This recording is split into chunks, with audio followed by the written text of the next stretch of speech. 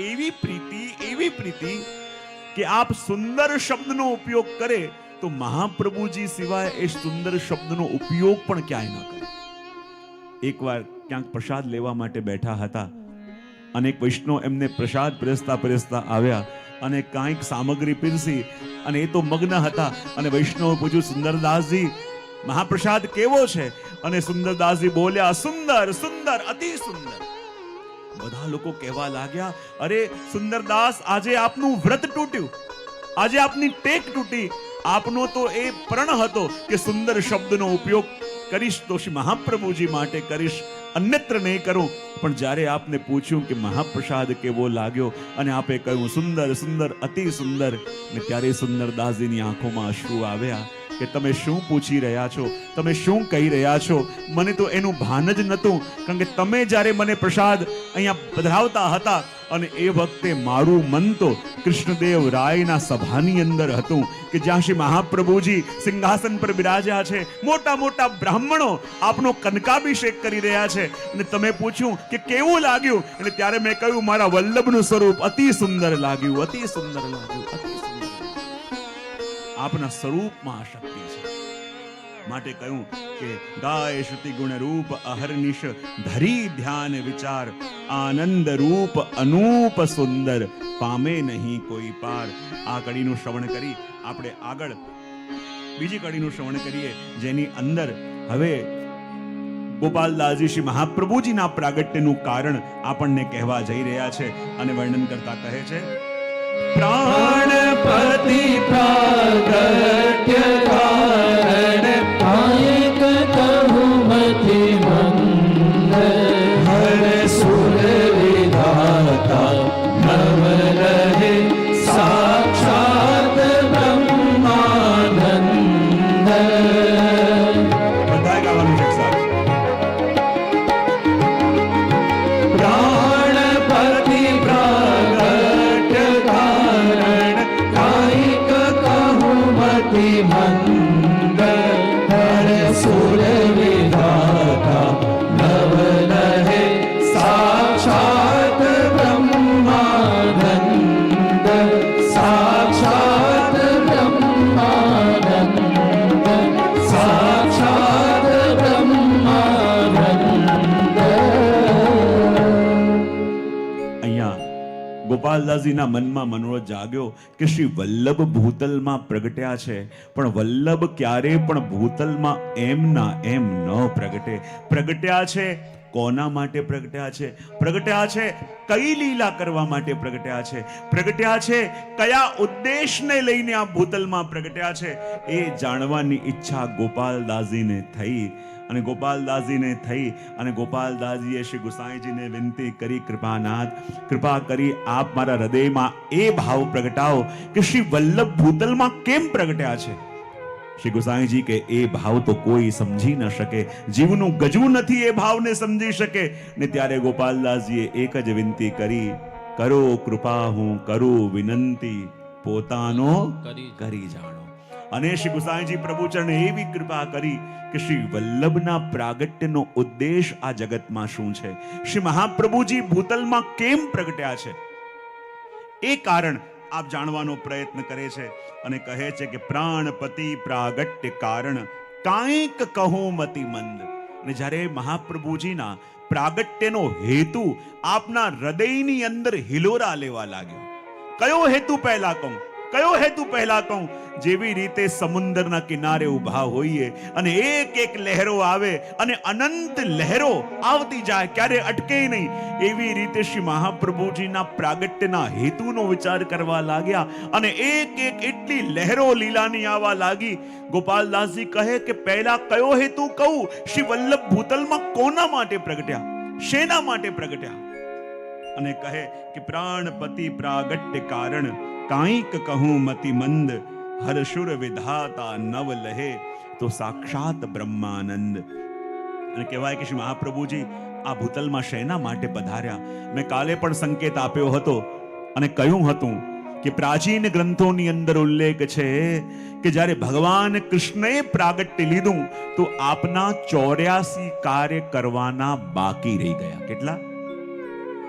અને 84 બાકી રહેલા કાર્ય કરવા માટે શ્રી મહાપ્રભુજીએ પ્રાગટ્ય લીધું અને આપની સમગ્ર લીલાની અંદર પ્રભુના એ બાકી રહેલા 84 કાર્ય આપે કર્યા. એક બે કારણ તમને બતાવું તો કહેવાય કે જ્યારે ગાયનું રૂપ લઈને પૃથ્વી ભગવાનની પાસે ગઈ અને કહ્યું હતું કે પ્રભુ કૃપા કરો અને આપના શ્રી ચરણારવિંદ મારા ઉપર પધરાવો, ત્યારે મારો તાપ દૂર થશે, ત્યારે મારી પીડા દૂર થશે. અને એટલા માટે પ્રભુ વજમાં પ્રગટ્યા અને પૃથ્વીના તાપનું શમન કરવા માટે ખુલ્લા ચરણારવિંદથી આખા વજની અંદર આપ ફર્યા. પણ જ્યારે પ્રભુ મથુરા અને દ્વારિકા પધાર્યા અને પાછું પૃથ્વીને તાપ થયો અને આવીને પ્રભુને વિનંતી કરી, પ્રભુ મારા તો આખા શ્રીઅંગમાં તાપ છે, પણ આપ તો ખાલી વ્રજ પ્રદેશની અંદર જ ખુલ્લા ચરણારવિંદે પધાર્યા, મારા બાકીના અંગોનું શું? પ્રભુ મારો દેહ તપી રહ્યો છે આપના ચરણોથી શીતલતા પામવા માટે. અને પૃથ્વીનો એ મનોરથ અધૂરો રહ્યો અને એ જ પ્રભુ શ્રી વલ્લભ રૂપે પધાર્યા અને પૃથ્વીનો મનોરથ પૂરો કરવા માટે ખુલ્લા ચરણારવિંદથી 3 વાર ભારતની પરિક્રમા કરી અને પૃથ્વીના તાપને શાંત કર્યું. બીજો પણ પ્રસંગ આપણે ત્યાં આવે છે કે અક્રૂરજીનો ઉદ્ધાર બાકી હતો. તમે પ્રસંગ સાંભળ્યો હશે કે જ્યારે મહાપ્રભુજી કૃષ્ણદાસ મેઘનને લઈને વ્યાસ ગુફા તરફ ગયા ત્યારે ઉપર એક મોટી શિલા હતી અને એકદમ શિલા ગબડતી ગબડતી આવી. મહાપ્રભુજી તો આગળ પધારી ગયા પણ કૃષ્ણદાસ મેઘને 3 દિવસ સુધી એ શિલાને પકડી રાખી. પ્રસંગ સાંભળ્યો છે ને? હા કે ના તો પાડો. તો કહેવાય કે એ શિલા શું હતી? તો એ ભગવદીઓ અર્થ કરે કે શિલા બીજું કોઈ નહીં, એ અક્રૂરજી હતા.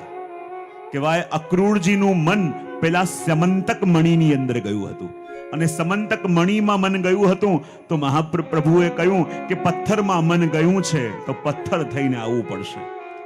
અને શિલાનું રૂપ લઈને અક્રૂરજી કેટલા જન્મો સુધી ત્યાં પ્રતીક્ષા કરતા હતા કે યદિ પ્રભુ પાછા પધારશે તો એમની ચરણથી મારો ઉદ્ધાર થશે. અને યુગો યુગોથી રહેલી એ શિલા જ્યાં મહાપ્રભુજીને પધારતા જોયા અને સમજી ગયા કે આ એ જ પ્રભુ છે અને શિલા ગબડતી ગબડતી આવવા લાગી. ત્યારે મહાપ્રભુજીએ જોયું કે આ તો એ જ અક્રૂરજી છે કે જેનું મન મણીમાં ગયું હતું. એનો ઉદ્ધાર કરવા માટે તો મારા ભગવદીઓ કાફી છે. પ્રભુ આગળ પધાર્યા અને કૃષ્ણદાસ મેઘને 3 દિવસ સુધી શિલાને પકડી સત્વ રજ તમ 3 ગુણોમાંથી મુક્ત કરી અને અક્રૂરજીનો ઉદ્ધાર કર્યો. એવા તો અનેક પ્રસંગો છે. અને એક પ્રસંગ એ પણ છે કે એક મનોરથ પ્રભુનો પણ અધૂરો રહી ગયો હતો. આપણને લાગે પ્રભુનો મનોરથ કયો અધૂરો રહ્યો હતો? તો પ્રભુનો એક મનોરથ જરા અધૂરો રહ્યો હતો. બોલે કયો? એકવાર પ્રભુ ચાલતા ચાલતા યશોદા મૈયા પાસે આવ્યા અને મૈયાને આવીને કહેવા લાગ્યા કે મૈયા આજે મારે તારે કે કહેવું છે. મૈયા કે બોલે કેવું તો છે પણ શું કરું, બહુ શરમ આવે છે. મૈયા કે છે મારાથી કેમ શરમ આવે છે? કે શું કહેવું છે? અરે મૈયા શું બતાવું, કહેવું તો છે પણ મને શરમ આવે છે. મૈયા કે કહે છે કે નહીં મને? ત્યારે પ્રભુ કે મૈયા મારે લગ્ન કરવા છે. નાનકડા 5 વર્ષના પ્રભુ આવીને એમ કહે છે કે મારે લગ્ન કરવા છે. મૈયાને હસવું આવી ગયું. અચ્છા તેરે બ્યાહ કરનો હોય? બોલે હા. તો બતા લગ્ન માટે તારે કન્યા કેવી જોઈએ છે? હવે 5 વર્ષના બાળક શું વિચાર કરે? એ વર્ણન કરે મારે એવી કન્યા જોઈ છે કે જે પોતાના ખોળામાં બેસાડીને મને ભોજન કરાવે, મને સુંદર સ્નાન કરાવે, મને સુંદર પોતાના હાથે આરોગાવે, એના હાથે મારા સુંદર શૃંગાર કરે અને જ્યારે બહાર જાય તો મને તેડીને જાય. હવે યશોદા મૈયાને ચક્કર આવી ગયા કે આવી દુલ્હન ક્યાં ગોતું? ખોળામાં બેસાડીને એને પ્રસાદ લેવડાવે, ભોજન કરાવે, કે પોતાના હાથે સ્નાન કરાવે, પોતાના હાથે શૃંગાર કરે અને જ્યારે બહાર જાય તો તેડીને જાય. યશોદા મૈયા આખી જિંદગી ગોતતા રહ્યા પણ એવી દુલ્હન કોઈ મળી નહીં અને પ્રભુનો એ મનોરથ અધૂરો રહ્યો. અને મહાપ્રભુજી જ્યારે પ્રગટ્યા તો મહાપ્રભુજીએ જાણ્યું કે પ્રભુનો એ મનોરથ હતો કે એવી દુલ્હન જોઈએ છે જેમને ખોળામાં બેસાડી એમના શૃંગાર કરે, પોતાના હાથે આરોગાવે અને જ્યારે બહાર જાય તો તેડીને જાય. અને મહાપ્રભુજીએ પ્રભુનો આ બાકી રહેલો મનોરથ પૂરો કરવા માટે કહેવાય જેટલા પણ જીવોને બ્રહ્મ સંબંધ આપ્યા, તો હરિરાયજી કહે છે કે આ બ્રહ્મ સંબંધ શું છે? બોલે પ્રભુ સાથેના આપણા અલૌકિક લગ્ન છે. અને જીવ માત્રને બ્રહ્મ સંબંધ આપી અને પ્રભુના દુલ્હન બનાવી દીધા. અને એવા દુલ્હન કે જ્યારે ઠાકોરજીના શૃંગાર કરે તો પોતાના ખોળામાં પધરાવી ઠાકોરજીને શૃંગાર કરે, પોતાના હાથે અરોગાવે, અને જ્યારે બહાર જાય તો એ જ પ્રભુને ઝાંપીજીમાં લઈને ઉચકીને પ્રભુને બહાર જાય. અને જે મનોરથ સારસ્વત કલ્પની અંદર અધૂરો રહ્યો હતો, અને એ મનોરથ મહાપ્રભુજીએ આ કલિકાલની અંદર સિદ્ધ કરીને બતાવ્યો. અને માટે કહ્યું કે પ્રાણપતિ પ્રાગટ્ય કારણ કાંઈક કહું મતિમંદ, કે આપના પ્રાગટ્યનું કારણ હું કહેવા જાઉં, કારણ કે આપ સ્વામિનીજીનું પ્રાગટ્ય પણ છો. કારણ કે શ્રીનાથજી બાબાએ કહ્યું હતું ને કે વલ્લભ, મારી સેવા અને મારું સુખ આ જગતમાં આપના સિવાય કોઈ જાણી ન શકે, કારણ કે સ્વામિનીજી છે. અને એટલે તો આપણે ત્યાં કહેવામાં આવે છે કે ભલે આપણા ઘરમાં ઠાકોરજી બિરાજે છે, ભલે આપણે આધીન થઈને બિરાજે છે, તો પણ રીત સેવાની મનમાની ઢંગથી ન થાય, વલ્લભની મેણ પ્રમાણે. કારણ કે પ્રભુનું સુખ શું છે એ સ્વામિનીજી સિવાય બીજું કંઈ ન જાણે. આપણે એમ કહીને મને આજે આ ભાવ થયો, આ ભાવ થયો, મનમાં જાગેલી તરંગોને ભાવનું નામ ન અપાય. મનમાં જાગેલા હિલોરને ક્યારે પણ ભાવનું નામ આપીને પ્રભુને શ્રમ ન અપાય. કારણ કે પ્રભુનું સુખ ક્યારે અને શું છે એ વલ્લભ સિવાય, સ્વામિનીજી સિવાય કોઈ જાણતું નથી. અને એટલા માટે ઘણા કે મને તો આજે આ ભાવ આવ્યો તો મેં આમ કરી દીધું, મને આ ભાવ આવ્યો મેં આમ કરી દીધું. હજી ભાવ ઉછલિત ભાવ કહેવાય. ભાવ કોને કહેવાય? કે જેમાં વલ્લભની રીતિ અને ગોપીજનોની પ્રીતિ આ બંનેનું મિશ્રણ હોય અને પછી જે પ્રગટે એને ભાવ કહેવાય. ખાલી આપણી કપોલ કલ્પનાઓ, મનની તરંગ, ખાલી મનને ગમે એના માટે કંઈ કરીએ એને મનોરંજન કહેવાય, એને સેવા ન કહેવાય. ના, મને આ ઈચ્છા થઈ એટલે મેં કર્યું, ઈચ્છા થઈ અને કરીએ એ મનોરંજન, મને ગમે છે એટલે. પ્રભુના સુખનો વિચાર એમાં કર્યો કે નહીં? પ્રભુના સુખનો વિચાર આવે તો એ સેવા બને છે. માટે કહ્યું કે પ્રાણપતિ પ્રાગટ્ય કારણ કાંઈક કહો મતિ મંદ, હર સુર વિધાતા નવ લહે સાક્ષાત બ્રહ્માનંદ. કારણ કે આપના પ્રાગટ્યનું મૂળ કારણ આપના સિવાય કોઈ જાણી ન શકે. કારણ કે આપ કોણ છો હું જાણ્યો છું, કહે કોણ છો. અને વર્ણન કરતા આગળ ત્રીજી કડીની અંદર ગોપાલદાસજી કહે છે, શ્રી વૃંદાવન ચંદ મુખ રુચિ અગ્નિ તે અવતાર, નિજ તિલક ત્રિભુવન નામ નિરૂપમ રૂપ અંગીકાર.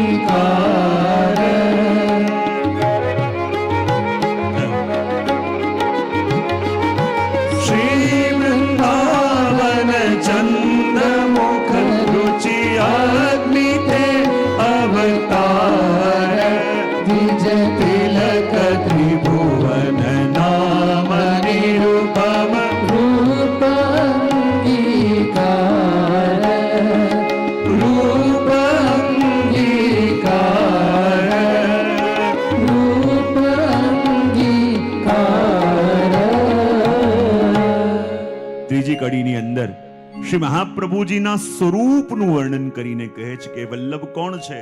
તો કહે શ્રી વૃંદાવન ચંદ્રમુખ રુચિ અગ્નિ તે અવતાર. હવે જો એક સાથે આપને બે ઉપમા આપી, એક તો ચંદ્રમા પણ કહ્યું અને અગ્નિ પણ કહ્યું. ચંદ્રમા શીતળતા આપે અને અગ્નિ ઉષ્ણતા. ચંદ્રમા એટલા માટે પણ કહ્યું કે આપનું એક સ્વરૂપ સ્વામિનીજીનું પણ છે, અને સ્વામિનીજીનું સ્વરૂપ છે માટે વલ્લભ બીજે ક્યાંય ન પ્રગટ્યા. પ્રગટ્યા તો ક્યાં પ્રગટ્યા?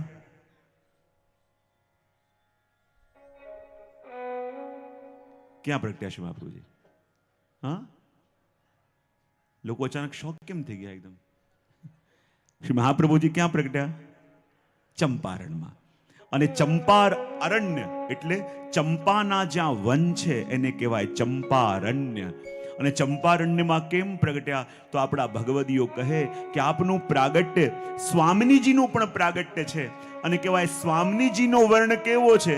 જેવો ચંપાના પુષ્પનો વર્ણ હોય, ચંપઈ, ચંપાના પુષ્પનો જેવો રંગ હોય એવો રંગ સ્વામીજીનો છે.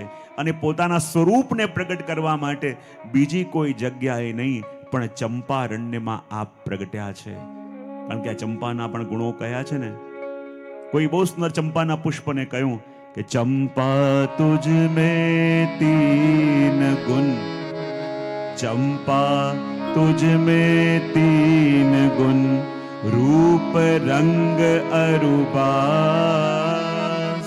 एक अवगुण ऐसो तुझ में भ्रमर न आवे पास.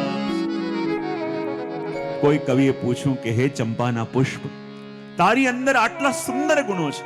ચંપા તુજમે તીન ગુણ, તારી અંદર આ 3 ગુણો છે. રૂપ રંગ અરુબાસ, સુંદર સ્વરૂપ પણ છે, સુંદર રંગ પણ છે અને સુંદર સુગંધ પણ છે. પણ કોઈ પણ પુષ્પની ધન્યતા ત્યારે થાય કે જ્યારે કોઈ ભ્રમર ઉડતો ઉડતો એના રસનું આસ્વાદન કરવા માટે આવે. પણ ચંપાના ફૂલની એક વિશેષતા છે, જે ભ્રમર બગીચામાં બધા જ પુષ્પોની ઉપર જાય પણ એ ભ્રમર જતો નથી, તો ચંપાના પુષ્પ ઉપર ક્યારે પણ ભ્રમર જતો નથી.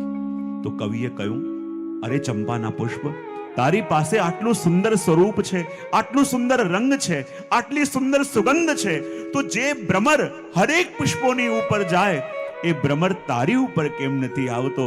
ત્યારે બીજા કવિએ કહ્યું કે એનું પણ એક કારણ છે. બોલે શું? એણે કહ્યું, ચંપક વર્ણી રાધિકા, ચંપક વર્ણી રાધિકા और भ्रमर हरि को दास, ये संबंध को जान के भ्रमर नावे पास. એ કહે ચંપક વર્ણી રાધિકા, કહે ચંપાના પુષ્પનો જેવો વર્ણ છે એવો વર્ણ અમારા શ્રી સ્વામિનીજીનો છે, રાધાજીનો છે. અને એ રસના ભોગતા તો અલૌકિક ભ્રમર એવા ઠાકોરજી છે. માટે ભ્રમર દરેક પુષ્પોની ઉપર જાય પણ નથી જતો, તો ચંપાના પુષ્પની ઉપર જતો નથી. અને માટે અહીંયા કહે છે કે શ્રી વૃંદાવન ચંદ્ર મુખ રુચિ અગ્નિ તે અવતાર, દ્વિજ તિલક ત્રિભુવન નામ નિરૂપમ રૂપ અંગીકાર. કહી રહ્યા છે કે શ્રી મહાપ્રભુજી કેવા છે? બોલે વૃંદાવનના ચંદ્ર રૂપ તો છે અને સાથે સાથે અગ્નિ તે અવતાર. ઉષ્ણતા અને શીતલતા શ્રી વલ્લભના સ્વરૂપમાં સદા બિરાજમાન છે. કહેવાય ને કે જ્યાં વલ્લભ આપણને શીતલ અને સૌમ્ય લાગે ત્યાં વલ્લભનું સ્વરૂપ ઉગ્ર પ્રતાપાય નમઃ એ પણ છે કે નહીં? જ્યાં શીતલતા છે અને ત્યાં ઉગ્રતા પણ છે. જ્યાં શીતલતાની જરૂર પડે ત્યાં આપ શીતલતાનો દર્શન કરાવે છે અને જ્યાં ઉગ્રતાનો અનુભવ કરવો પડે ત્યાં ઉગ્રતા પણ આપ પ્રગટ કરે છે. અને માટે કહ્યું કે શ્રી વૃંદાવન મુખ ચંદ્ર મુખ રુચિ અગ્નિ તે અવતાર, દ્વિજ તિલક ત્રિભુવન નામ નિરૂપમ રૂપ અંગીકાર. અને એવું સ્વરૂપ શ્રી મહાપ્રભુજીનું છે. અને એટલા માટે તો ચંદ્રમા કેવા રૂપે કહીને સ્વામિનીજી અને વલ્લભ, વલ્લભ અને શ્રીનાથજી એ બંનેમાં કોઈ ભેદ નથી. અને એટલે તો સુરદાસજીએ એમના જીવનમાં 1.25 લાખ પદોની રચના કરી પણ શ્રી મહાપ્રભુજીના સ્વરૂપનું વર્ણન કરતા એક પણ પદ ન લખ્યું. અને અંત સમયમાં જ્યારે પૂછવામાં આવ્યું કે હે સુરદાસજી, આપે પ્રભુના સ્વરૂપનું વર્ણન કરતા તો 1.25 લાખ પદો રચ્યા, પણ શ્રી મહાપ્રભુજીનું વર્ણન કરતા એક પણ પદ કેમ ન લખ્યા? ને ત્યારે સુરદાસજીએ કહ્યું, કછું ન્યારો દેખતો તો ન્યારો ગાતો. મેં વલ્લભ અને શ્રીનાથજીને યદી અલગ અલગ ગણ્યા હોત તો હું અલગ વર્ણન કરત. જ્યારે જ્યારે પણ મેં વલ્લભને જોયા તો વલ્લભમાં શ્રીજી, અને શ્રીજીને જોયા તો શ્રીજીમાં વલ્લભને જોયા. અને શ્રીનાથજીમાં વલ્લભના દર્શન અને વલ્લભમાં શ્રીનાથજીના દર્શન થાય તો માનવાનું પુષ્ટિ ભક્તિ ફલિત થઈ. અમારા પૂર્વ આચાર્યો, એની પાસે કોઈ વૈષ્ણવ આવ્યા હશે, નાદવારાથી ક્યારેક આવ્યા તો એમને એમ કે શ્રીનાથજીનું એક ચિત્ર પધરાવીને લઈ જાઉં અને કહે કે ના, વલ્લભને પધરાવવું છે, ગુરુદેવને પધરાવવું છે તો સારામાં સારું ચિત્ર લઈને જાઉં. તો એકદમ ભારે શૃંગાર, ભારે સ્વરૂપમાં કોઈ અન્નકૂટના કે એ શૃંગારમાં ચિત્ર લઈને આવ્યા. ચિત્ર લઈને આવ્યા અને એમને આપ્યું અને કહું, ગુરુજી, હું આપના માટે નાથદ્વારાથી આ શ્રીનાથજીના ભારે શૃંગારનું ચિત્ર લઈને આવ્યો છું. ત્યારે એ પ્રસન્ન થયા કે તમારો ભાવ છે. તો કહે કે તમારી ઈચ્છા હતી એટલે ભારે ભારે શૃંગાર વાળા લાવ્યા છો, પણ અમે તો વલ્લભ કુલના છીએ અને અમને તો શ્રીનાથજીના દર્શન ત્યારે કરવા ગમે કે જ્યારે અમને શ્રીનાથજીમાં વલ્લભના દર્શન થતા હોય.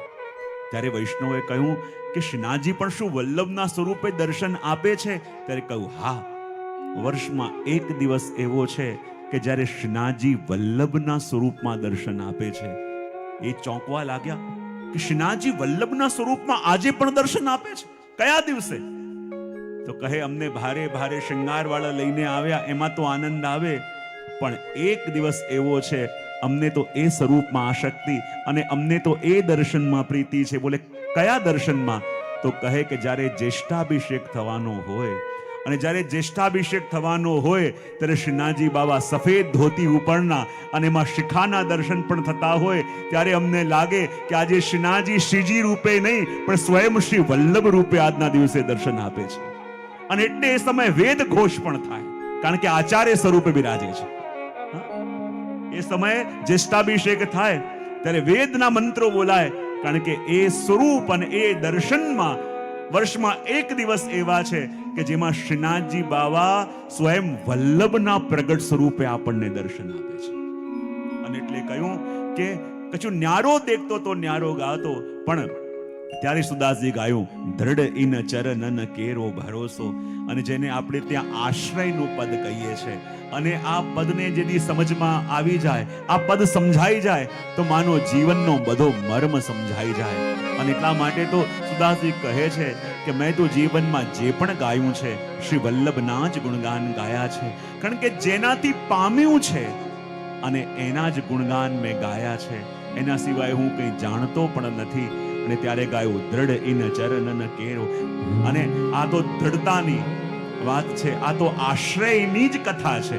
માટે એક એક કડી અહીંયાથી ગવાય અને એક એક કડીનું ગાન આપણે બધાએ કરવાનું છે. દ્રઢ ચરણ કેરો ભરોસો, દ્રઢ ચરણ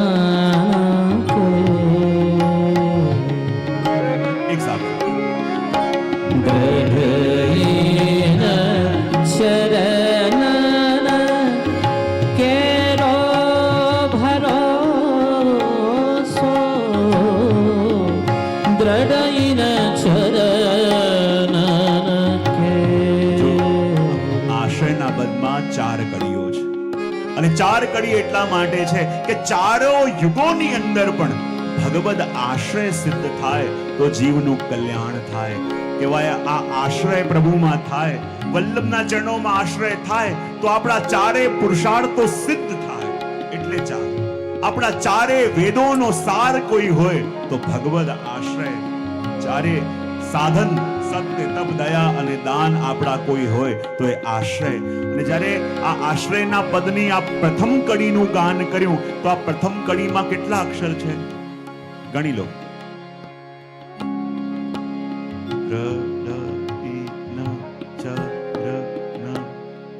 કેટલા અક્ષર છે? હા, 13 અક્ષર. અને આપણે ત્યાં આચાર્યોએ કહ્યું કે આ પ્રથમ કડીનું ગાન જ્યારે આપણે કરીએ છીએ તો આ પ્રથમ કડીમાં 13 અક્ષર છે. અને આશ્રયના પદની જ્યારે પ્રથમ કડીનું ગાન કરીએ તો પંચાક્ષર અને અષ્ટાક્ષર આ બંને મળીને થાય 13. અને જ્યાં પ્રથમ કડીનું ગાન કરીએ અને આ બંને મંત્ર જીવના હૃદયમાં સિદ્ધ થઈ જાય છે, ફલિત થઈ જાય છે. આગળની કડીમાં વર્ણન કરતા કહે, શ્રી વલ્લભ નખ ચંદ્ર છટા બીન સબ જગમાં જ અંધેરો ભરોસો, દ્રઢ ઇન ચરણ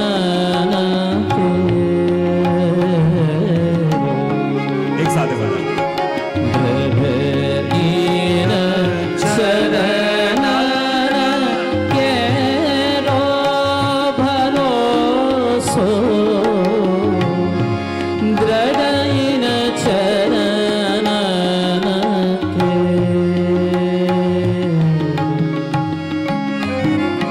બીજી કડીના અંદર કેટલા અક્ષર, યદિ ગણીએ તો આપણને ખબર પડશે કે જ્યારે આશ્રયના પદની બીજી કડીનું ગાન કરીએ તો બીજી કડીમાં અક્ષર છે 21. કેટલા? પહેલી કડીમાં આપણે જોયા 13 અક્ષર, અને આ 13 અક્ષરોનું ગાન કરીએ તો પંચાક્ષર અને અષ્ટાક્ષર બંને હૃદયમાં ફલિત થાય. અને બીજી કડીના 21 અક્ષરોનું ગાન આપણે કરીએ તો આ જગતમાં 10 પ્રકારના જીવો છે, અને 10 પ્રકારના જીવોની એકાદશ ઇન્દ્રિયોનો આશ્રય પ્રભુના ચરણારવિંદમાં આ બીજી કડી ગાતા થઈ જાય. માટે બીજી કડીમાં 21 અક્ષર, અને આગળ ત્રીજી કડીનું ગાન કરતા કહે साधन और नहीं कड़ी में जासो निवे. एक साथ साधन और नहीं कड़ी में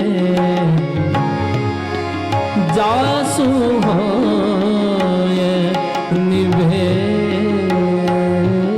એવા ત્રીજી કડીની અંદર અક્ષરો છે 18, અને આપણા આચાર્યો કહે છે કે આશ્રયના પદની જ્યારે આ ત્રીજી કડીના 18 અક્ષરોનું ગાન આપણે કરીએ છીએ તો કહેવાય પુરાણોની સંખ્યા 18. ભગવદ્ ગીતાની અંદર 18 અધ્યાય, ભાગવતના 18,000 શ્લોક, આ ત્રીજી કડીનું ગાન આપણે કરીએ અને ભાગવતના 18,000 શ્લોક બોલવાનું, ગીતાના 18 અધ્યાય બોલવાનું અને 18 પુરાણોનું પાઠ કરવાનું ફલ આ ત્રીજી કડી બોલવા વાળાને સહજ રીતે મળી જાય. અને આગળ ચોથી કડીનું ગાન सूर कहाँ कहे विविध आदरो. सूर कहाँ सूर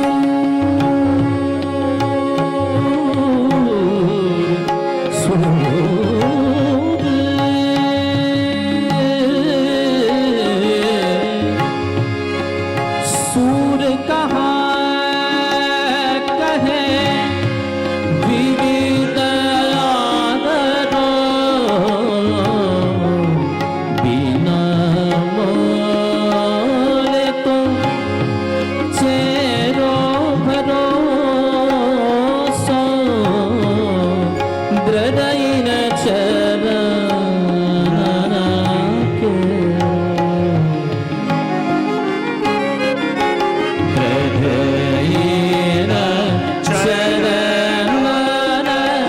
के.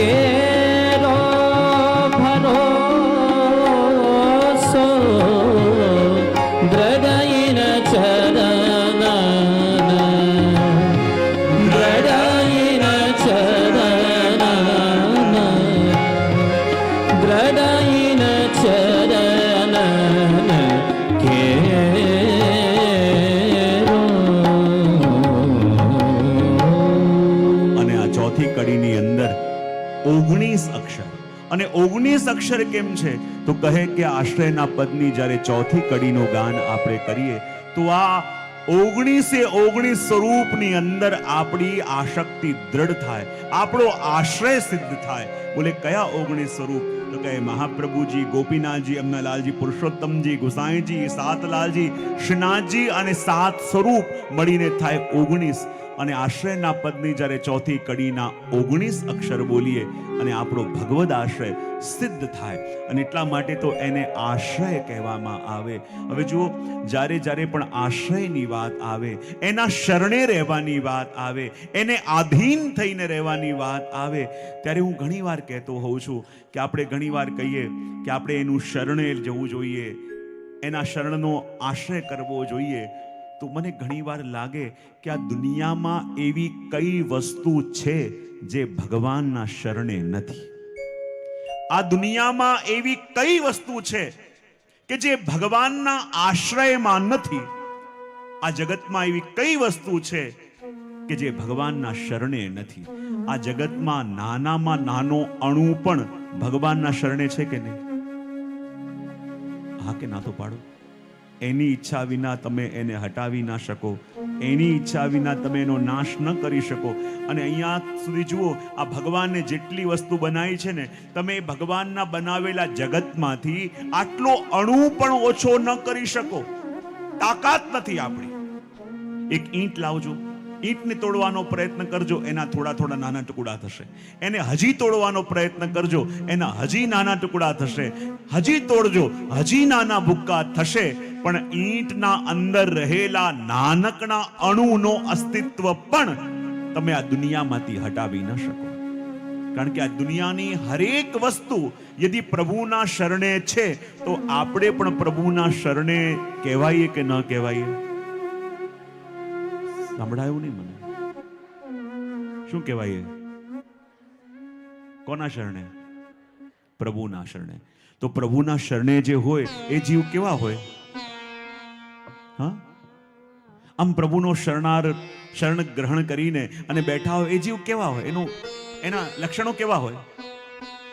હા, હવે જો, જગતની બધી વસ્તુઓ પ્રભુને શરણે છે તો આપણે પણ પ્રભુના શરણે કહેવાય કે ન કહેવાય? હા કે ના તો પાડો. હવે જો શરણે કહેવાય તો ક્યારે પણ ચિંતા થવી જોઈએ? પણ થાય?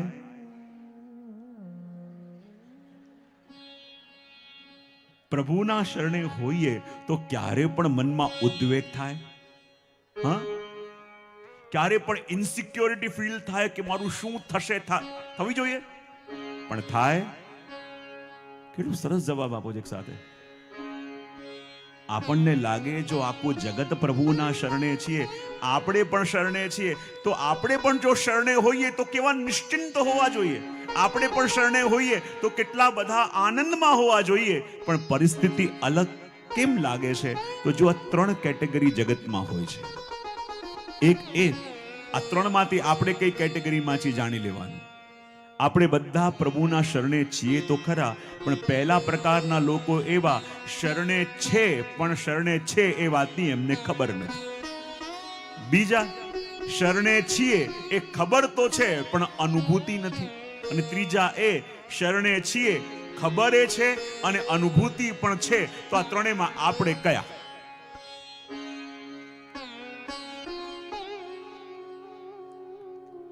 બસ એકાદ પ્રશ્ન પૂછો, કેવી શાંતિ લાગે. 2 ઘડી બેઠા રહીએ તો કેટલી કેટેગરી મેં બતાવી? 3. કઈ કઈ? આપણે બધા પ્રભુના શરણે તો છીએ, અને જો બધા પ્રભુના શરણે છીએ તો જગતમાં એકદમ નિશ્ચિંતા હોવી જોઈએ કે ન હોવી જોઈએ? જગતમાં એકદમ આનંદ હોવો જોઈએ કે ન હોવો જોઈએ? આપણા મનમાં કોઈ ચિંતા હોવી જ ન જોઈએ. પણ પરિસ્થિતિ અલગ દેખાય છે. બોલે કેમ? કારણ કે 3 કેટેગરી આ જગતમાં છે. પહેલું, શરણે છીએ પણ ખબર નથી. બીજું, શરણે છીએ, ખબર છે પણ અનુભૂતિ નથી. ત્રીજું, શરણે છીએ, ખબર પણ છે અને અનુભૂતિ પણ છે. તો આ ત્રણેયમાંથી આપણે કયા? એમાં બાજુવાળાને પૂછવાનું ના હોય, તમારે તમને ખબર હોય. હું કયો?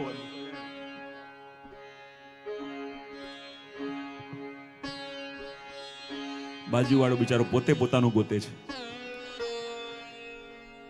ભટકેલાને રસ્તો પૂછશો, ભટકાવશે. અને આપણે જગતમાં એવું જ તો કરતા હોઈએ છીએ. રસ્તા બતાવવા વાળા આપણે એવા ગોતી લઈએ.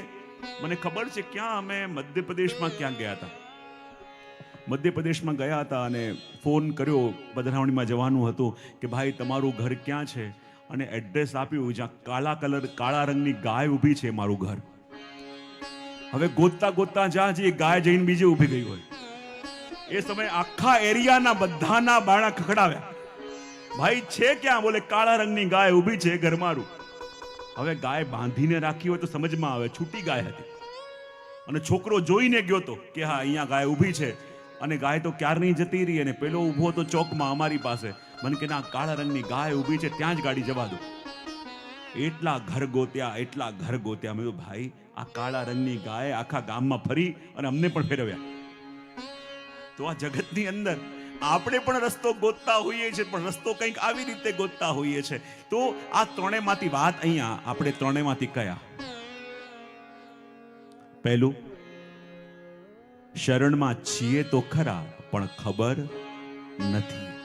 હવે જુઓ, શરણમાં છીએ અને ખબર ન હોય તો માણસ કઈ અવસ્થામાં હોય? માણસ ઉદ્વેગમાં હોય, સ્ટ્રેસમાં હોય, અસહાય થઈ જાય અને લાગે કે મારું કોઈ નથી, ડિપ્રેસ થઈ જાય, મને કોઈનો સાથ નથી, કોઈ મારી સાથે નથી. આ બધું બોલતા હોય છે કે નહીં? જે બોલતા હોય સમજી જજો. બીજી અવસ્થા કઈ? શરણે છીએ તો ખરા, ખબર છે, પ્રભુના શરણે છીએ એ આપણને ખબર છે, પણ અનુભૂતિ નથી. અનુભૂતિ નથી એટલે શું થાય કે રોજ પ્રભુનું નામ લે, રોજ અષ્ટાક્ષરની માળા કરે, એમ કહે પણ ખરા કે પ્રભુ હું તો આપને શરણે છું, હું તો આપનો છું, હું તો આપનો છું, એમ રોજ બોલ્યા કરે, પણ જરાક લૌકિક કસોટી આવે અને વિચલિત થઈ જઈએ તો માનવાનું આપણે બીજી કેટેગરીમાં શરણમાં છીએ. ખબર તો છે પણ અનુભૂતિ નથી. તો મોટી મોટી વાતો સન્મુખમાં કરતા હતા કે અમે તો આપના છીએ ને આપને શરણે છીએ, તો પ્રભુને ક્યારેક ક્યારેક લાગે જોવા જે કેટલું શરણે છે. અને જરાક લૌકિક કસોટી આવે ને આપણું મન વિચલિત થઈ જાય, જરાક લૌકિક પરીક્ષા થાય અને આપણો કોન્ફિડન્સ ડગબગાવા લાગે, ત્યારે માનવાનું બીજી કેટેગરીમાં છે. અને ત્રીજી કેટેગરી કઈ? શરણમાં છે એ એને ખબર પણ છે અને અનુભૂતિ પણ છે. આપણે બીજી કેટેગરીમાં છીએ કારણ કે શરણની વાતો સાંભળી છે, આપણે પોતે શરણમાં છીએ એ અનુભૂતિ પોતે કરી નથી અને એટલા માટે વિચલિત થઈ જઈએ છીએ. અને એ ત્રણે સિદ્ધ થાય ત્યારે આશ્રય સિદ્ધ થાય. અને આખો વલ્લભાખ્યાનનો સાર જ એ કે શ્રી પ્રભુનો આશ્રય સિદ્ધ થાય. એ વાતને સમજી આગળ ચોથી અને પાંચમી આ બંને કડીનું ગાન આપણે એક સાથે કરીએ, જેમાં ગોપાલદાસજી શ્રી મહાપ્રભુજીના પ્રાગટ્ય વખતે કેવો માહોલ બન્યો એનું વર્ણન કરતા કહી રહ્યા છે. દેવલોક દુંદુભી વાગિયા, આનંદ કરે નિશંક, અસુર તિમિર ઉચ્છેદવા, ભુવિ વલ્લભ દેવ મયંક.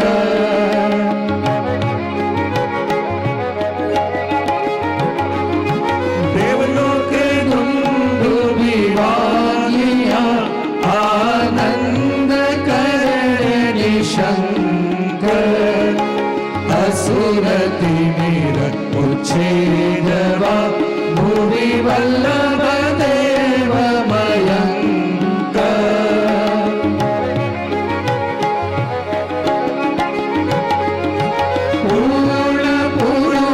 પ્રમાણ પંથા વ્યાખ્યાતા વેદાંત, ગ્રંથ સર્વે રસ રૂપ કીધા પોતાને સિદ્ધાંત. સિદ્ધાંત પોતાને સિદ્ધાંત. કહેવાય કે જ્યારે શ્રી મહાપ્રભુજીનો પ્રાગટ્ય થવાનો હતો અને ગોપાલદાસજીને દર્શન થાય છે કે દેવલોકની અંદર પણ દુંદુભીઓ વાગવા લાગી. અને જો શ્રી મહાપ્રભુજીનો પ્રાગટ્ય ઉત્સવ માનો માત્ર ભૂતલમાં નહીં, એ ઉત્સવના પડઘા, એ ઉત્સવનો આનંદ દેવલોકની અંદર પણ દેવતાઓ મનાવી રહ્યા છે. અને કહે દેવલોક દુંદુભી વાગિયા, આનંદ કરે રે નિશંક, કારણ કે અસુર તિમિર ઉચ્છેદવા, ભુવિ વલ્લભ દેવ મયંક. શ્રી મહાપ્રભુજીનું પ્રાગટ્ય શેના માટે થયું છે? તિમિર રૂપી અસુરને મારવા માટે. હવે જો તિમિર કોને કહેવાય? તિમિર એટલે અજ્ઞાન, તિમિર એટલે અંધકાર, અને અંધકારને પણ અસુર કયો છે. અને અંધકારને અસુર એટલા માટે કયો છે કે એ જ આપણને વિમુખ બનાવે છે. જો જ્ઞાનની પણ ત્રણ કેટેગરી છે. પહેલું અલ્પ જ્ઞાન, યા પહેલું તમે કહી શકો કે જ્ઞાનનો સર્વથા અભાવ, જ્ઞાન છે જ નહીં. બીજું અલ્પ જ્ઞાન, અને ત્રીજું વિપરીત જ્ઞાન. કેટલા પ્રકારના જ્ઞાન જોયા જે ઘાતક છે? આપણે જરા ભાવથી કહો તો ખરા. પહેલું કયું? જ્ઞાનનો સર્વથા અભાવ, જ્ઞાન છે જ નહીં. અને જેની પાસે બિલકુલ જ્ઞાન ન હોય ને, એને ખબર હોય મને આવડતું નથી, અને એની સૌથી વધારે પોસિબિલિટી છે કે જ્ઞાન પામી શકે. કારણ કે ખબર છે કે મને નથી આવડતું, અને નથી આવડતું એવી જેને ખબર હોય એને બધા શીખવાડી શકે, કોઈ પણ આવીને એને શીખવાડી જશે. પણ જ્યારે બીજી કેટેગરી આવે અલ્પ જ્ઞાન, અને અલ્પ જ્ઞાન એટલે અડધી ખબર છે, અને અડધી ખબર છે એ સૌથી ઘાતક અવસ્થા. સૌથી ઘાતક અવસ્થા એટલે શું? આપણે કહીએ ને અડધું ખબર હોય એટલે અધૂરો ઘડો વધારે છલકાય, કહેવત બી છે ને. અડધી ખબર હોય કે શા માટે કરવાનું, શું કરવાનું, અને બાકીની ખબર ન હોય તો બીજી અવસ્થા આ અલ્પ જ્ઞાન. અને ત્રીજું છે વિપરીત જ્ઞાન. અને વિપરીત જ્ઞાન એટલે જે વસ્તુ જેવી સમજવી જોઈએ એના કરતા ઊંધી સમજે એને કહેવાય વિપરીત જ્ઞાન. અને એની પણ કમી નથી. કોઈ પ્રસંગ નથી આવતો આપણે ત્યાં કે જ્યારે પેલા વૈષ્ણવ સાધારણ બિચારા નિષ્કિંચન હતા, અને જ્યારે ઠાકોરજીને ભોગ ધરે તો ભોગમાં પધરાવવા માટે એમની પાસે ચમચા પણ નહોતા. એટલે શું કરતા બિચારા? ચમચાના ભાવથી એમાં દાંતણ પધરાવે. હવે ગામના લોકો આવ્યા અને જોયું કે અરે રાજભોગમાં ચમચાની જગ્યાએ દાંતણ. એને લાગ્યું બધા લોકો કહેતા હતા કે આ વૈષ્ણવને ઠાકોરજી બહુ સ્વાનુભાવ કરાવે છે, આ ઠાકોરજી એની સાથે બહુ બોલે છે, બહુ ખેલે છે. અમે રોજ વિચારતા હતા કે એવું શું કરે છે અને અમે ક્યાં ચૂકીએ છીએ. આજે ખબર પડી કે ભોગમાં ચમચા નહીં દાંતણ પધરાવાય. એની પાસે તો હતા નહીં એટલે પધરાવતો હતો, આની પાસે તો ચમચા હતા એ દાનમાં આપી દીધા.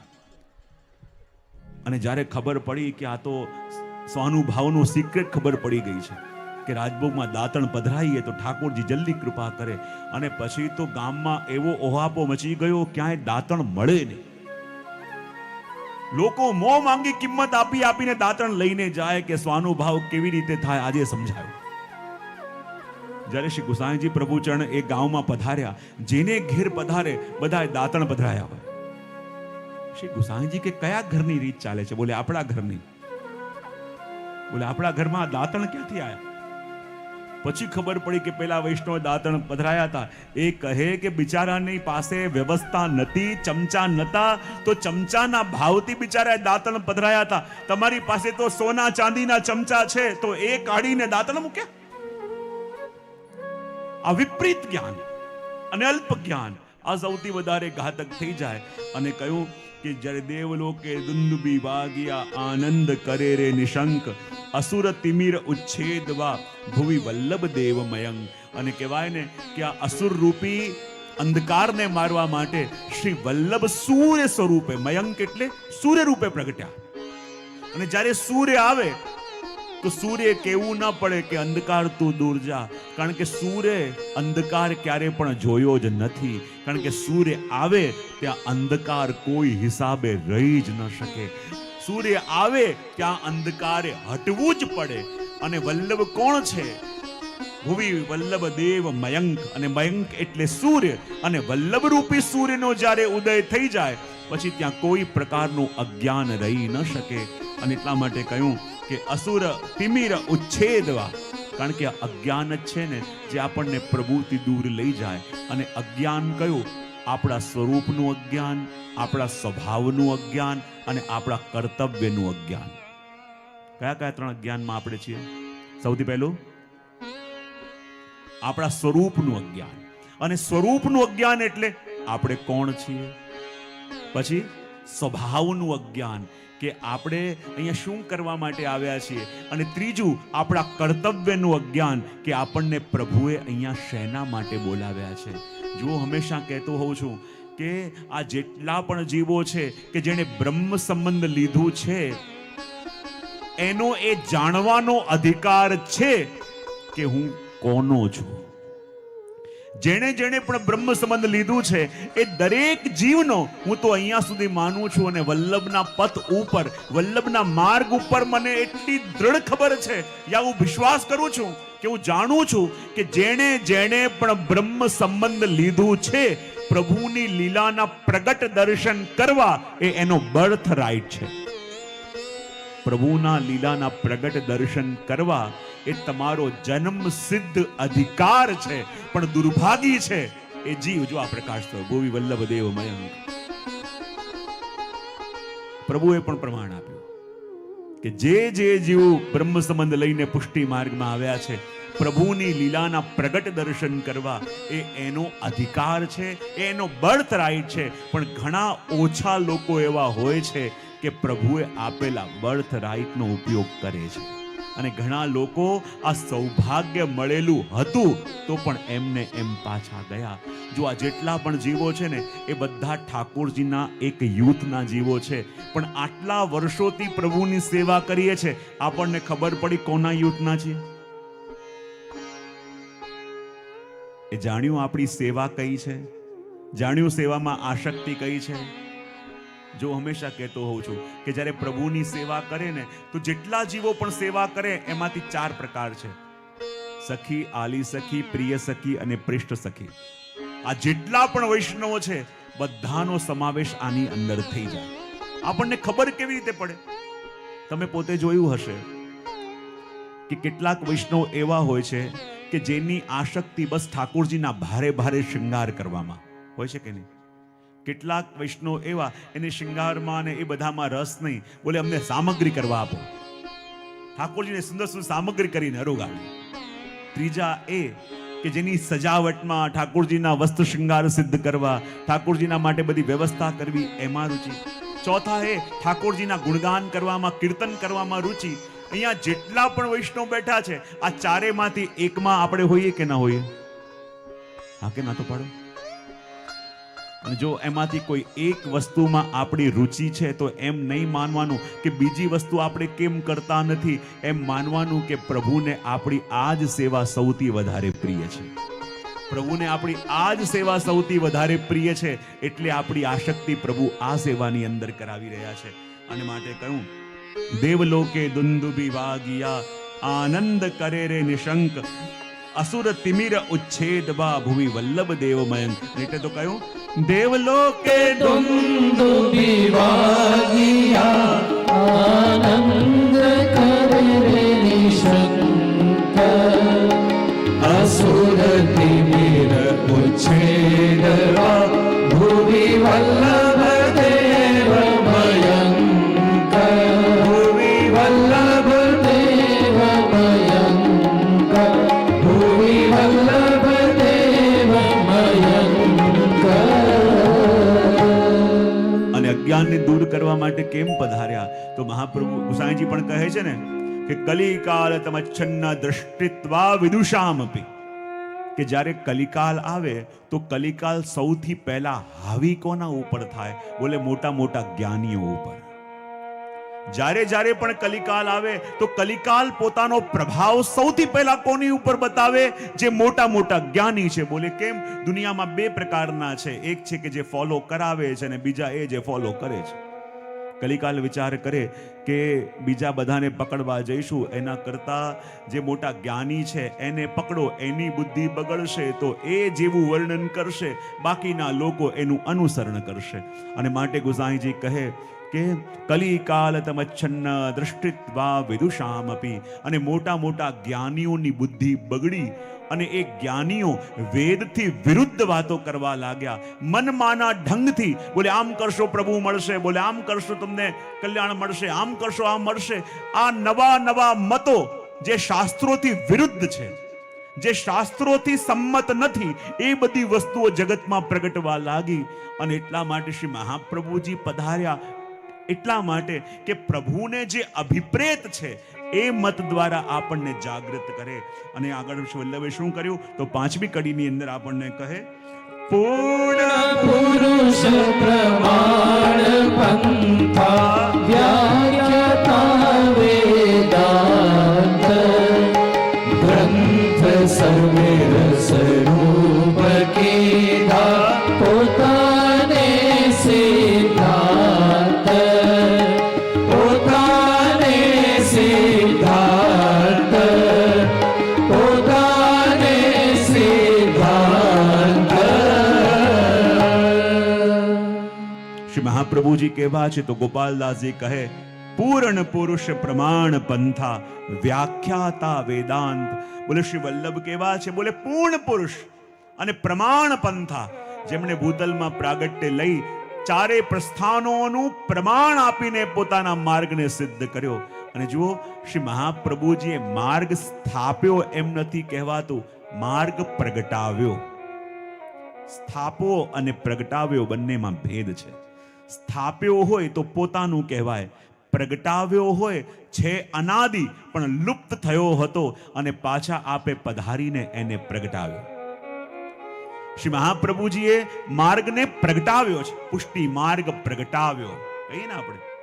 અને પ્રગટાવ્યો તો છુપાયો હતો, ત્યાંથી પ્રગટાવ્યો તો છુપાયો ક્યાં હતો? બોલે વેદ, બ્રહ્મસૂત્ર, ગીતા અને ભાગવત. આની અંદર જે પુષ્ટિ માર્ગ ગુપ્ત રીતે સંતાયો હતો, શ્રી મહાપ્રભુજીએ એ ગ્રંથોનું મંથન કરી એનો સારૂપ પુષ્ટિ માર્ગ પ્રગટાવ્યો. અને આ પુષ્ટિ માર્ગ એટલે શું? ખાલી આ કોઈ સંપ્રદાય નહીં, આ એક કૃષ્ણ અર્પિત જીવન જીવવાની એક પદ્ધતિ, એને કહેવાય પુષ્ટિ માર્ગ. પુષ્ટિ માર્ગ એટલે શું? જીવનના કેન્દ્રની અંદર પ્રભુને લઈ આવવા, એને કહેવાય પુષ્ટિ માર્ગ.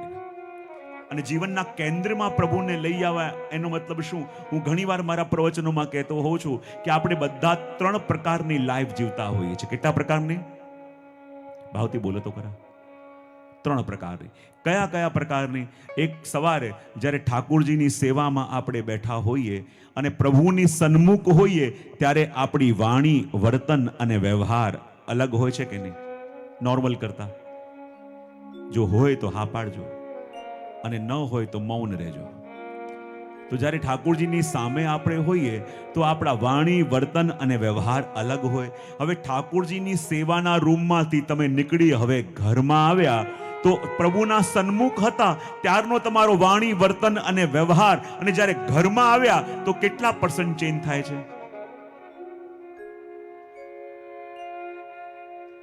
કેટલા %? કેટલા? 90? કેટલા? 50%. બહુ સરસ. બોલે ઠાકોરજીના સાનિધ્યમાં જ્યારે આપણે હોઈએ અને ઠાકોરજીના સાનિધ્યમાં જે વાણી, વર્તન અને વ્યવહાર આપણા હોય, અને જ્યારે સેવાના રૂમમાંથી આપણે ઘરની અંદર આવીએ તો આપણા વ્યવહારમાં કેટલા % ફરક પડી જાય? બોલે 50%. એમનું કેવું છે. તમારા 60 પણ હોય, 70, જે બી હોય.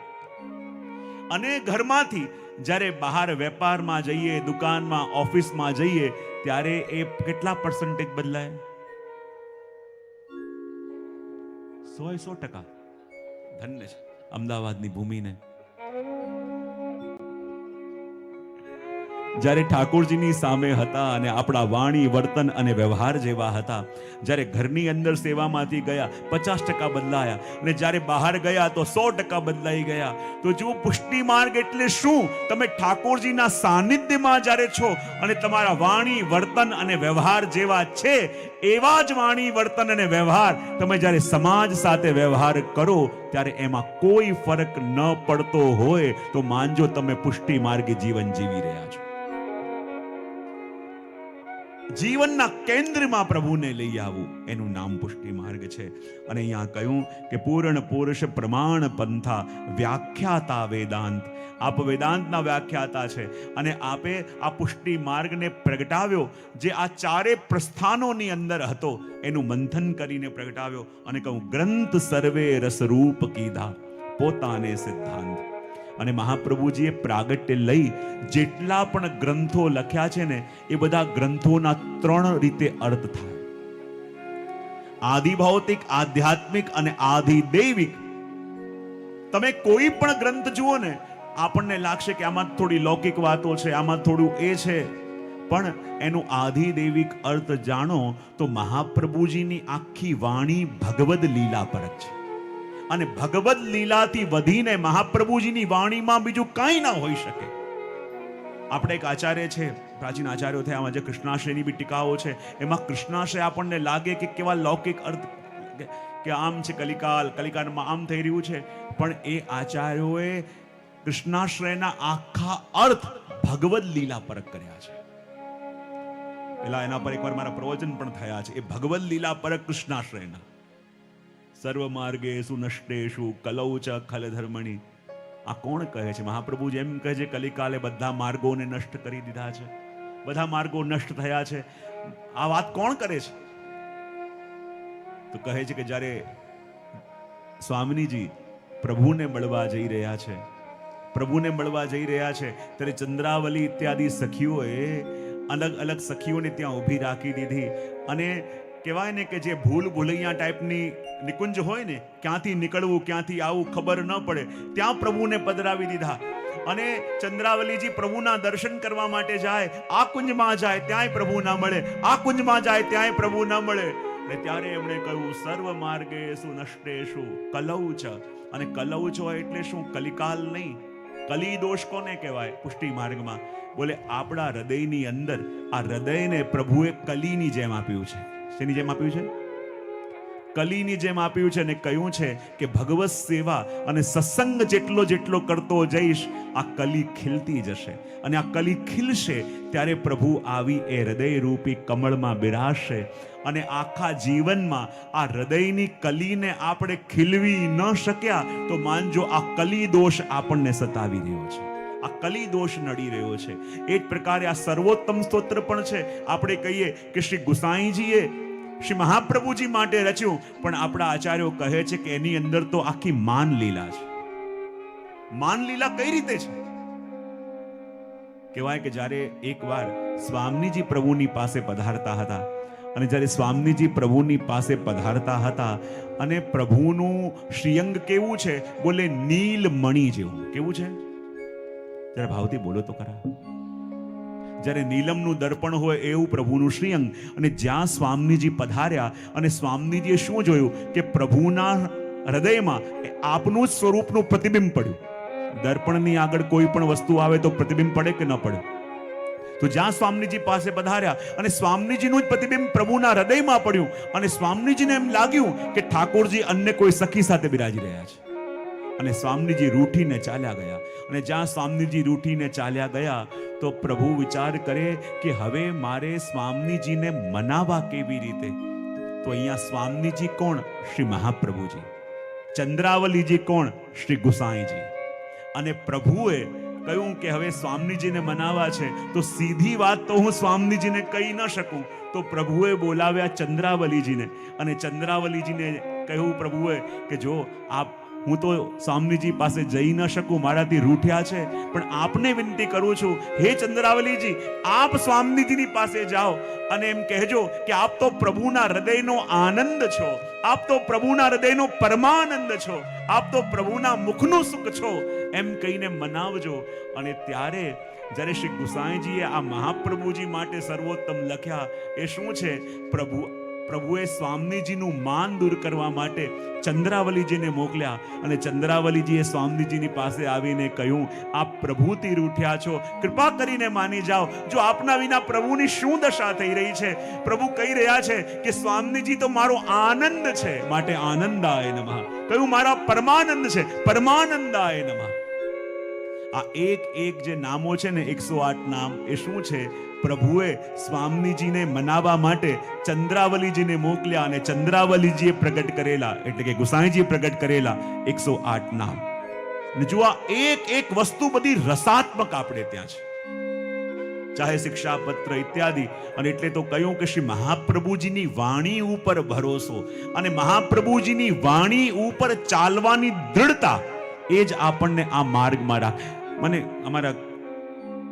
અમારા મોટા આચાર્ય પરિવારના જ મોટા એક પ્રસંગ કહેતા હતા.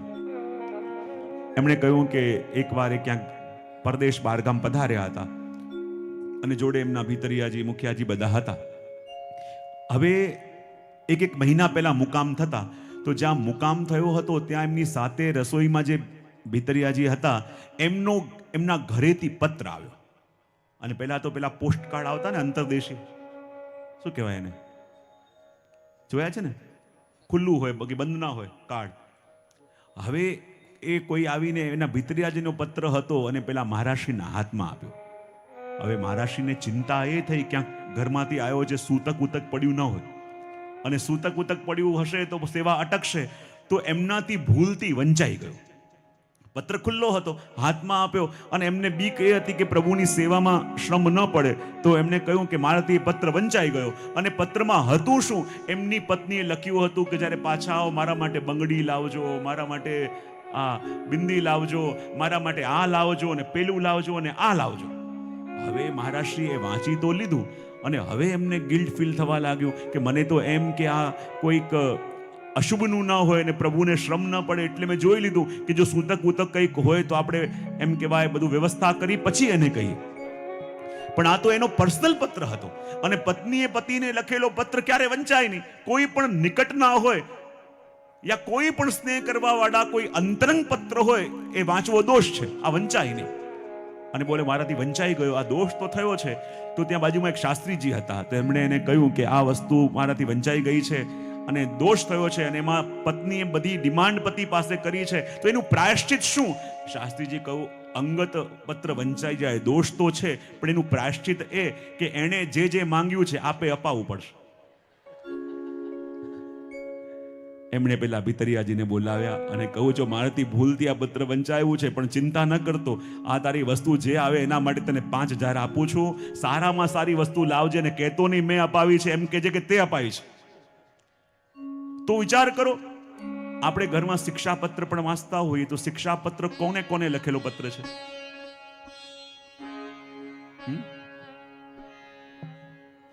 હરિરાયજીએ પોતાના ભાઈને, હવે હરિરાયજીએ પોતાના જ ભાઈને લખેલો પત્ર એ અંગત પત્ર કહેવાય કે ન કહેવાય? શું લાગે છે? એક ભાઈએ પોતાના એક પારિવારિક પ્રસંગ નિમિત્તે શોક દૂર કરવા માટે જે પત્ર લખ્યો એ પત્ર અંગત પત્ર કહેવાય કે ન કહેવાય? તો કોઈનો અંગત પત્ર વાંચીએ તો દોષ લાગે કે ન લાગે? શાસ્ત્ર શું કહે છે? એક ભાઈએ એક ભાઈના ઉપર જે એક લૌકિક આવેશ આવી ન જાય, એક એવી ઘટના ઘટી છે, એ ઘટના ઘટવાની છે, એના માટે જે પત્ર લખ્યો હોય અને એ અંગત પત્ર કોઈનો આપણે વાંચીએ, જેમ પતિ પત્નીનો પત્ર વંચાઈ ગયો તો કહ્યું કે આ દોષ રૂપ છે, તો આ પત્ર અંગત પત્ર કહેવાય કે ન કહેવાય? હા કે ના તો પાડો. તો કોઈનો અંગત પત્ર વંચાઈ જાય તો દોષ થાય કે ન થાય? તો એ દોષનું પ્રાયશ્ચિત શું? એમાં જે જે લખ્યું છે બધું પાલન કરવું પડે તો દોષની નિવૃત્તિ થાય. એમાં જે જે આજ્ઞા કરી છે આમ કરવું પડશે. જે જે લખ્યું હોય કે આ નહીં કરવાનું એ છોડવું પડશે, તો એ દોષમાંથી મુક્ત થશો. વરના અંગત પત્ર વાંચવાનો અપરાધ લાગશે. એટલે કહ્યું પૂર્ણ પુરુષ પ્રમાણ પંથા વ્યાખ્યાતા વેદાંત ગ્રંથ સર્વે રસરૂપ કીધા પોતાને સિદ્ધાંત. અને ગ્રંથોનું મંથન કરીને શ્રી મહાપ્રભુજીએ પોતાનો સિદ્ધાંત સ્થાપિત કર્યો. અને સિદ્ધાંતની અંદર મુખ્ય કઈ વસ્તુ કીધી? તો કહે સૌથી પહેલા કહ્યું આત્મનિવેદન, પ્રભુના ચરણોમાં સમર્પિત થવું, પ્રભુના ચરણે સરેન્ડર થવું, પ્રભુના ચરણે પોતાને સોંપવું, એને કહેવાય આત્મનિવેદન. બીજું છે અષ્ટાક્ષર મંત્ર. એ અષ્ટાક્ષર મંત્રનું દાન આપણને આપ્યું કે એને ક્યારે પણ છોડતા નહીં અને એ અષ્ટાક્ષર મંત્રને સાધારણ મંત્ર ક્યારે પણ માનતા નહીં. ત્રીજું કયું? અન્યાશ્રયનો ત્યાગ. જ્યાં સુધી એક પગ આપણે ઊંચો ન કરીએ તો આગળ ચાલી શકાય? હા, પ્રભુ તરફ એક ડગલું વધવું છે પણ અન્ય કરેલા આશ્રયો છોડવા નથી, તો દ્રઢ આશ્રયમાં જવાય. દ્રઢ આશ્રયમાં ત્યારે જ જીવ જઈ શકે કે પ્રભુ સિવાયના આશ્રયો ધીમે ધીમે છૂટે. માટે કહ્યું અન્યાશ્રય ત્યાગ. ત્રીજું ચોથું કહ્યું અસમર્પિત ત્યાગ. પ્રભુને ન ધરેલું એનો ત્યાગ કહ્યું. આગળ કહ્યું દીનતા, હૃદયની અંદર દીનતા ભાવ આવું, એ પણ પુષ્ટિ માર્ગનો સાર. પોતાના કર્તવ્ય પ્રત્યે જાગૃતતા, એ પણ પુષ્ટિ માર્ગ. ભગવાનના સ્વરૂપમાં નિરોધ થવો અને ભગવત સેવા, આ બધા પુષ્ટિ માર્ગના સાર આપે ગ્રંથોનું મંથન કરીને પ્રગટ કર્યા.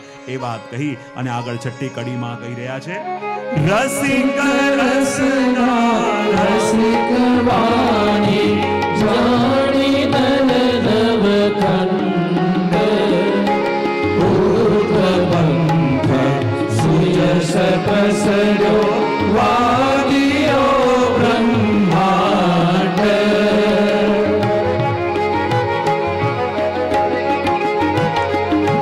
રસિક રસના રસિક વાણી જાણી નલ નવ ખંડ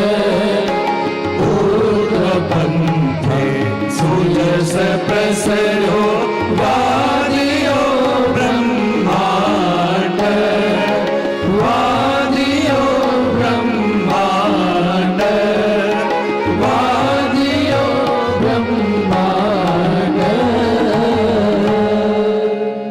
અને અહીંયા છઠ્ઠા કડીના અંદર ગોપાલદાસજી કહી રહ્યા છે કે જેમ જેમ શ્રી મહાપ્રભુજી મોટા થવા લાગ્યા અને જ્યારે નાનપણથી મહાપ્રભુજી વચનામૃત કરતા અને કહેતા શ્રી વલ્લભની વાણીમાંથી એવો રસ પ્રગટતો કે જે પણ શ્રવણ કરે માનો લીલાની અનુભૂતિ એને થવા લાગે.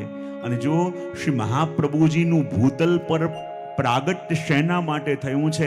વાણ્યા યદા તદા શ્વાસમ પ્રાદુર્ભૂતમ ચકારે. શ્રી મહાપ્રભુજીનું ભૂતલમાં પ્રાગટ્ય વાણી દ્વારા કૃપા કરવા માટે થયું છે.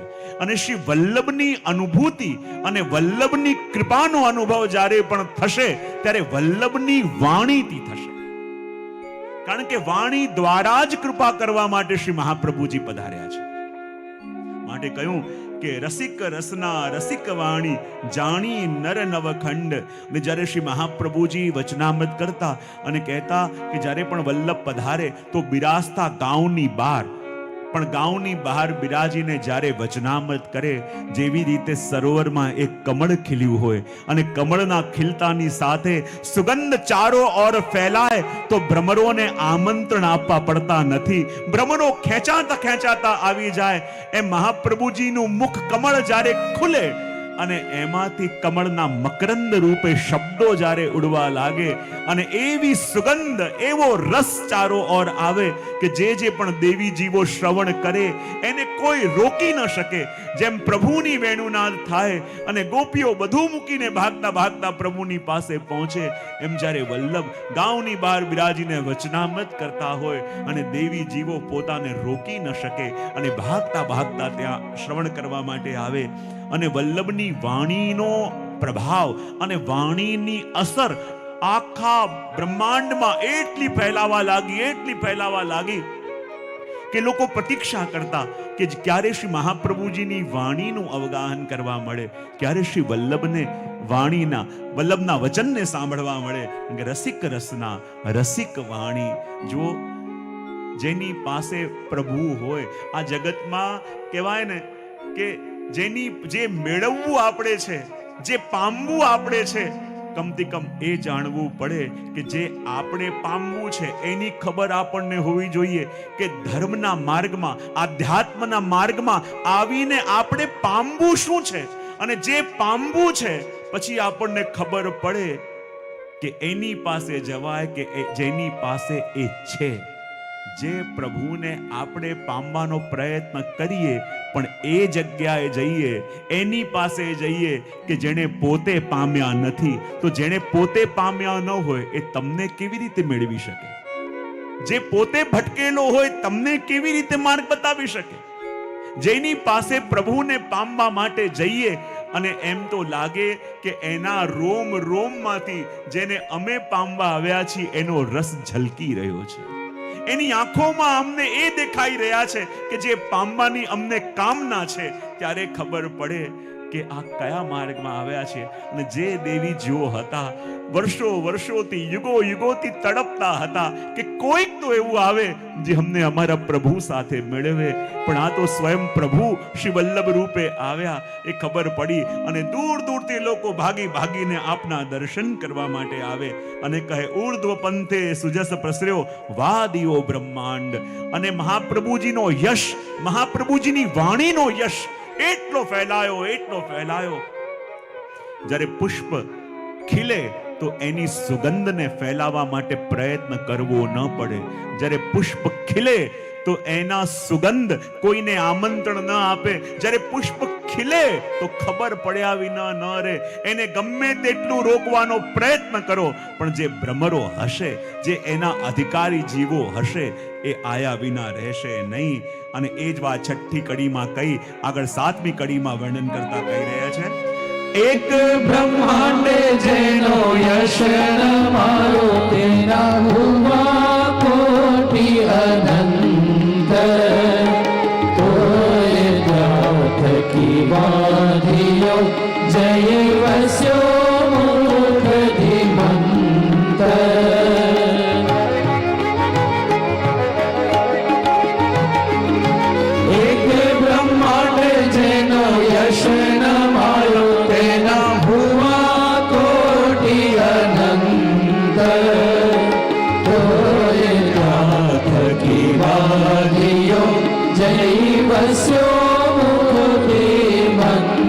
જય વસ્યો મુખધીમંત જય વસ્યો મુખધીમંત. અહીંયા ગોપાલદાસજી વર્ણન કરી રહ્યા છે કે જ્યારે શ્રી મહાપ્રભુજીની વાણી નો પ્રસાર થયો અને કહેવાય આપનો યશ આખા બ્રહ્માંડમાં એટલો ફેલાયો કે માનો આ પૃથ્વીની અંદર સમાઈ શકે એટલો ન રહ્યો. અને કહેવાય ઉપર જ્યારે સ્વર્ગાદી લોકોમાં ગોલોક ધામ સુધી ગયો અને જ્યારે ગોલોક ધામ સુધી ગયો તો એ યશ સાંભળ્યો કોણે, એ યશ પામ્યો કોણે? તો કહે તોય ત્યાં થકી વાધિયો જય વસ્યો મુખ ધીમંત. અને કહેવાય કે જ્યારે એ યશ ફેલાયો તો વધતો ક્યાં ગયો? જે ગોલોક ધામની અંદર દેવી જીવો હતા એ દેવી જીવોએ જ્યારે આ યશનો અનુભવ કર્યો અને એ વ્યાકુલ થઈ ગયા કે અમારા પ્રભુ સ્વયં શ્રી વલ્લભ રૂપે ભૂતલમાં પ્રગટ્યા છે. અને એ ભગવદીઓ જે ગોલોક ધામમાં રહેલા હતા એ વ્યાકુલ બન્યા કે ક્યારે આ વખતે માયાવાદનો બહુ પ્રભાવ અને માયાવાદીઓની આગળ કોઈ પણ બ્રાહ્મણ યા વિદ્વાન ટકી ન શકે. અને એટલો બધો એમનો ઉપદ્રવ હતો કે કોઈ મોટા વિદ્વાનો પણ સામે ટકી શકતા નતા. પણ ગોપાલદાસજી કહે કે આ માયાવાદ એ વખતે કેવો હતો જાણે મદઝરતો હાથી હોય. અને મદઝરતો હાથી જ્યારે ચાલતો આવતો હોય તો સામેથી બધાએ રસ્તો છોડી દેવો પડે, રસ્તેથી હટી જવું પડે, વરનાએ હાથી કોઈને ટકવા ન દે. તો ગોપાલદાસજી કહે કે જ્યારે મહાપ્રભુજી પ્રગટ્યા નતા એ વખતે માયાવાદની દશા પેલા મત ઝરતા હાથીની જેમ હતી. જ્યારે આવતો હોય તો માર્ગમાં કોઈ ટકી ન શકે. પણ શ્રી મહાપ્રભુજી કોણ છે જો માયાવાદને મત ઝરતો હાથી કયો? અને મહાપ્રભુજીને ઉપમા શેની આપી? કહે ભક્તિ માર્ગ કેસરી. અને ભક્તિ માર્ગ કેસરી એટલે શું? કેસરી એટલે સિંહ. ગમે તેવો મદ ઝરતો હાથી રસ્તામાંથી આવતો હોય, ભલે જે બી આવે એની લપેટમાં લઈને પછાડી દે, કોઈ પણ એના માર્ગમાં ટકી ન શકે. પણ જ્યારે કોઈ સિંહ એની સામે આવે તો મદ ઝરતા હાથીએ પણ રસ્તો આપી દેવો પડે. તો કહે એ વખતે માયાવાદ એ સાચા અર્થમાં જોવા જઈએ તો મદ ઝરતા હાથીની જેમ હતો. પણ શ્રી મહાપ્રભુજીનું પ્રાગટ્ય એટલે સાચા અર્થમાં આ ભક્તિ કેસરી યાની ભક્તિ માર્ગના સિંહ જ્યારે આવી જાય પછી હાથી સામે ટકતો નથી. એ વાત આની અંદર કરી અને આગળ કહી રહ્યા છે દિગ્વિજય દશ દિશાએ કીધો પરિક્રમાને વ્યાજ, તીર્થ સકલ સનાત કીધા ચરણ રેણુ સમાજ. અહીંયા કહે છે કે શ્રી મહાપ્રભુજી જ્યારે પૃથ્વી પરિક્રમા કરવા માટે પધાર્યા અને જ્યારે દસે દિશાઓમાં પધાર્યા અને દસે દિશાઓને આપે જીતી. પણ અહીંયા ગોપાલદાસજી કહી રહ્યા છે કે આપ જ્યાં પણ પૃથ્વીનું પરિભ્રમણ કરવા માટે પધાર્યા તો અહીંયા શબ્દ છે પરિક્રમાને વ્યાજ. એટલે પરિક્રમાને બહાનું બનાવ્યું પણ આપ પધાર્યા હતા પોતાના જીવોને ઉપર કૃપા કરવા માટે. કોઈ જીવ ક્યાં હશે, કોઈ જીવ ક્યાં હશે, કેવા દેવી જીવો કેવી જગ્યાએ સંતાયા હોય. શ્રી વલ્લભ કે એ તો મારી પાસે આવી શકે એવી ક્ષમતા નથી, કારણ કે એને એના સ્વરૂપનું ભાન નથી, એને એના કર્તવ્યનું ભાન નથી. એ તો મારી પાસે ન આવી શકે પણ હું તો એની પાસે જઈ શકું. અને વલ્લભ આ પરિક્રમાને બહાનું બનાવી અને પૃથ્વી પરિક્રમા કરતા પોતાના જીવોને મળવા માટે પધારી રહ્યા છે એ વાત કરી. અને કહેવાય કે જ્યારે કાશીમાં શ્રી મહાપ્રભુજી પધાર્યા અને 10મી તૂકમાં વર્ણન કરતા કહે છે, કારણ કે આપણે કનકાભિષેક સુધી આજે પહોંચવાનું છે એટલે આ કડીઓ હું જરા લઈ રહ્યો છું. 10મી તૂકમાં કહે છે કે પત્રાવલંબે પંડિત જીત્યા, માઈક મત માતંગ શ્રી કૃષ્ણ પૂર્ણ બ્રહ્મ સ્થાપ્યા, તેના રૂપ કોટી અનંત. જ્યારે મહાપ્રભુજી કાશીમાં પધાર્યા તો મોટા વિદ્વાનો, મોટા જ્ઞાનીઓ રોજ મહાપ્રભુજીની પાસે શાસ્ત્રાર્થ કરવા માટે આવે. સેવાનો સમય હોય, જપપાઠનો સમય હોય અને વિદ્વાનોની લાઈન લાગી હોય કે અમારે આ પૂછવું છે, અમારે આની ચર્ચા કરવી છે, અમારે આ ચર્ચાઓ કરવી છે. શ્રી મહાપ્રભુજી કહે આખો દિવસ આમાં લાગેલો રહીશ તો પ્રભુની સેવા કેવી રીતે કરીશ? આ ગ્રંથોની રચના કરવી છે એ કેવી રીતે કરીશ? તો આનો ઉપાય શું? તો મહાપ્રભુજીએ પત્રાવલંબન નામનો ગ્રંથ લખ્યો અને ગ્રંથ લખી કાશી વિશ્વનાથનું જે મંદિર છે એની દીવાર પર ચોંટાડી દીધો અને કહ્યું કે જે બી ચર્ચા કરવા માટે આવે આ ગ્રંથ વાંચી લે અને ગ્રંથ વાંચ્યા પછી જો પ્રશ્ન રહે તો પછી મને મળવા માટે આવે.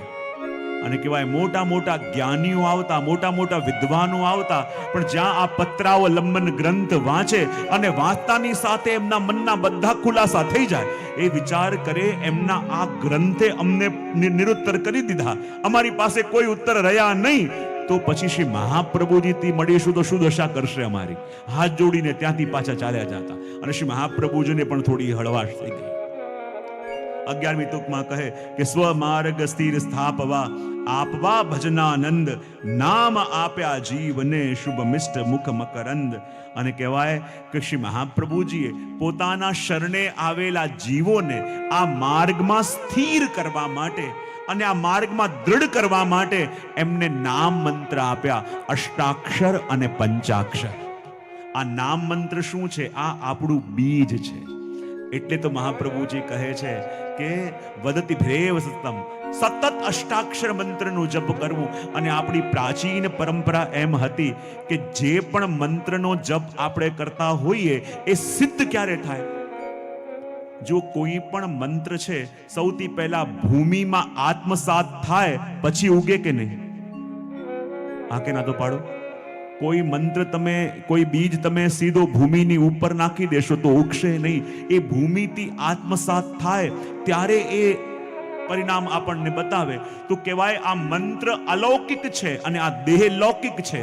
તો આ મંત્ર ફલિત ક્યારે થાય? તો પ્રાચીન ક્રમ એ હતો કે જે પણ મંત્રના જેટલા અક્ષર હોય એટલા લાખ જપ જ્યારે પૂરા કરીએ ત્યારે એ મંત્ર આ દેહથી આત્મસાત કરે અને ત્યારે એ મંત્ર ફલિત થાય. તો અષ્ટાક્ષર મંત્ર આપણે કરતા હોઈએ તો અષ્ટાક્ષરના અક્ષર કેટલા? અષ્ટ અક્ષર એટલે કેટલા અક્ષર થયા? 8. તો એ આ દેહ સાથે આત્મસાત ક્યારે કરે? કેટલા જપ થવા જોઈએ? જો પ્રભુ તો ગણતરી કરતા નથી અને ગણતરીમાં આપણે પણ પડવાનું નથી. પણ આ વૈદિક વિધાન, આ શાસ્ત્રની વાત તમને કહું છું કે જે અક્ષરના જેટલા અક્ષર મંત્રમાં હોય, કમથી કમ એટલો આગ્રહ રાખવો કે આ જીવનમાં ભલે થોડા થોડા કરીને પણ આટલા મંત્ર એકવાર પૂરા જરૂર કરી લેવા. અને મંત્ર પૂરા થશે પછી તમે જુઓ બીજ આત્મસાત થશે ને પછી એના અંકુર ફૂટશે. આપણી અંદર બીજો વર્ષોથી પડ્યા તો છે પણ હજી અંકુરિત થયા. જો અંકુરિત થયા હોત તો આ મન બેચેન વાતે વાતે ન થાત. જો અંકુરિત થયા હોત તો આ મનની અંદર લૌકિક ચિંતાઓ ન થાત. માટે અંકુરિત કરવા માટે શ્રી મહાપ્રભુજી આપણને આ મંત્ર આપ્યા. એ વાત આની અંદર કહી 11મીમાં અને 12મી અને 13મી આ બંને તુકોનું ગાન આપણે કરીશું. અનેક જીવને કૃપા કરવા દેશાંતર પ્રવેશ, કોમલ પદ જ્યાં કમલ વિલસે ધન્ય કહું તે દેશ. બધાય ગાવાનું છે.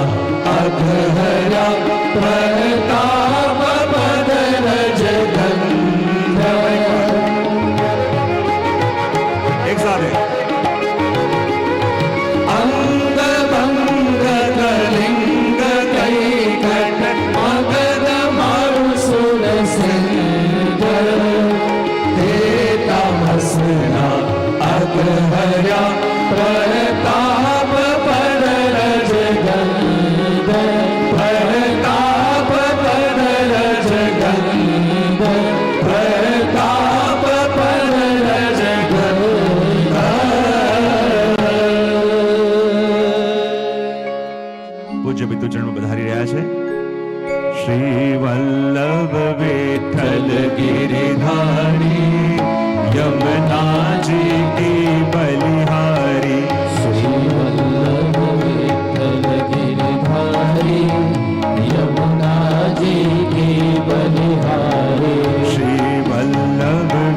विठल गिरधारी यमुना जी की बलिहारी श्री वल्लभ विठल गिरधारी यमुना जी की बलिहारी जय यमुना श्री गोवर्धन नाथ महाप्रभु श्री विठलनाथ यमुना श्री गोवर्धननाथ महाप्रभु श्री विठलनाथ जय यमुना श्री गोवर्धननाथ महाप्रभु श्री विठलनाथ जय यमुना श्री गोवर्धननाथ महाप्रभु श्री विठलनाथ श्री वल्लभ विठल गिरधारी यमुना जी की बलिहारी श्री वल्लभ विठल गिरधारी यमुना जी की बलिहारी श्री यमुना जी की बलिहारी श्री यमुना जी की बलिहारी महारानी जी की बलिहारी महारानी जी की बलिहारी બોલીએ શ્રી વલ્લભાધીશ की जय આપણા મધ્યમાં જેની અધ્યક્ષતાની અંદર આ આખું આયોજન થઈ રહ્યું છે, જેની પ્રેરણાથી થઈ રહ્યું છે, એવા પરમ શ્રદ્ધેય પરમ પૂજ્ય શ્રી પિતૃચરણ ચિરાયુષ્માન દ્વારકેશલાલજી, ચિરાયુષ્માન જયદેવલાલજી, ચિરાયુષ્માન વજરાજ કુમારજી, ચિરાયુષ્માન પ્રથમેશ કુમારજી બધા આપણા મધ્યમાં વિરાજમાન છે. અને આપણે શ્રવણ કરી રહ્યા હતા કે અનેક જીવને કૃપા કરવા દેશાંતર પ્રવેશ, કોમલ પદ જ્યાં કમલ વિલસે, ધન્ય કહું તે દેશ.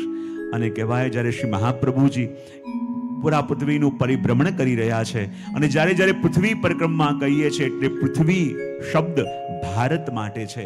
અને આપે ચરણોથી ચાલીને ત્રણ વાર આખા ભારતની પરિક્રમા કરી અને કહે કે કોમલ પદ જ્યાં કમલ વિલસે, ધન્ય કહું તે દેશ. શ્રી મહાપ્રભુજીના ચરણ કેવા છે? બોલે એ ચરણ કમલ જેવા છે. અને જ્યારે જ્યારે પણ કમલ રૂપી ચરણ જ્યાં પધારે તો એનો સ્પર્શ પામેલી એ રજ માનો મકરંદની જેમ મહેકવા લાગે અને જે એની સુગંધ લે એને ધન્ય કરે. અને મહાપ્રભુજીએ દેવી જીવોની ઉપર કૃપા કરવા માટે આખા ભારતમાં 3 વાર પરિક્રમા કરી અને જ્યાં જ્યાં પણ આપે શ્રીમદ ભાગવતજીનું પારાયણ કર્યું એ સ્થાન આપણે ત્યાં મહાપ્રભુજીના બેઠકજી કહેવાયા. અને એવા કેટલા બેઠકજી આપણે ત્યાં છે? 84. અને એવા 84 બેઠક આપણા ભારતની અંદર છે. હું ઘણીવાર મારા પ્રવચનની અંદર કહું કે આજથી 500 વર્ષ પહેલા જ્યારે શ્રી મહાપ્રભુજીએ આખા ભારતનું પરિભ્રમણ કર્યું હતું તો એ વખતે ભારતની અંદર પાકિસ્તાન પણ હતું ને આસપાસના બધા દેશો હતા કે નહીં? 500 વર્ષ પહેલા પણ એ સ્થાનોમાં ક્યાંય મહાપ્રભુજીના બેઠકજી દેખાય છે? જ્યારે આખા ભારતનું પરિભ્રમણ શ્રી મહાપ્રભુજીએ કર્યું તો એ વખતે ઘણા બધા દેશો ભારતની અંદર હતા પણ મહાપ્રભુજીના ચરણ ત્યાં ક્યાંય નથી પધાર્યા, ત્યાં ક્યાંય બેઠકજી નથી. આવું કેમ?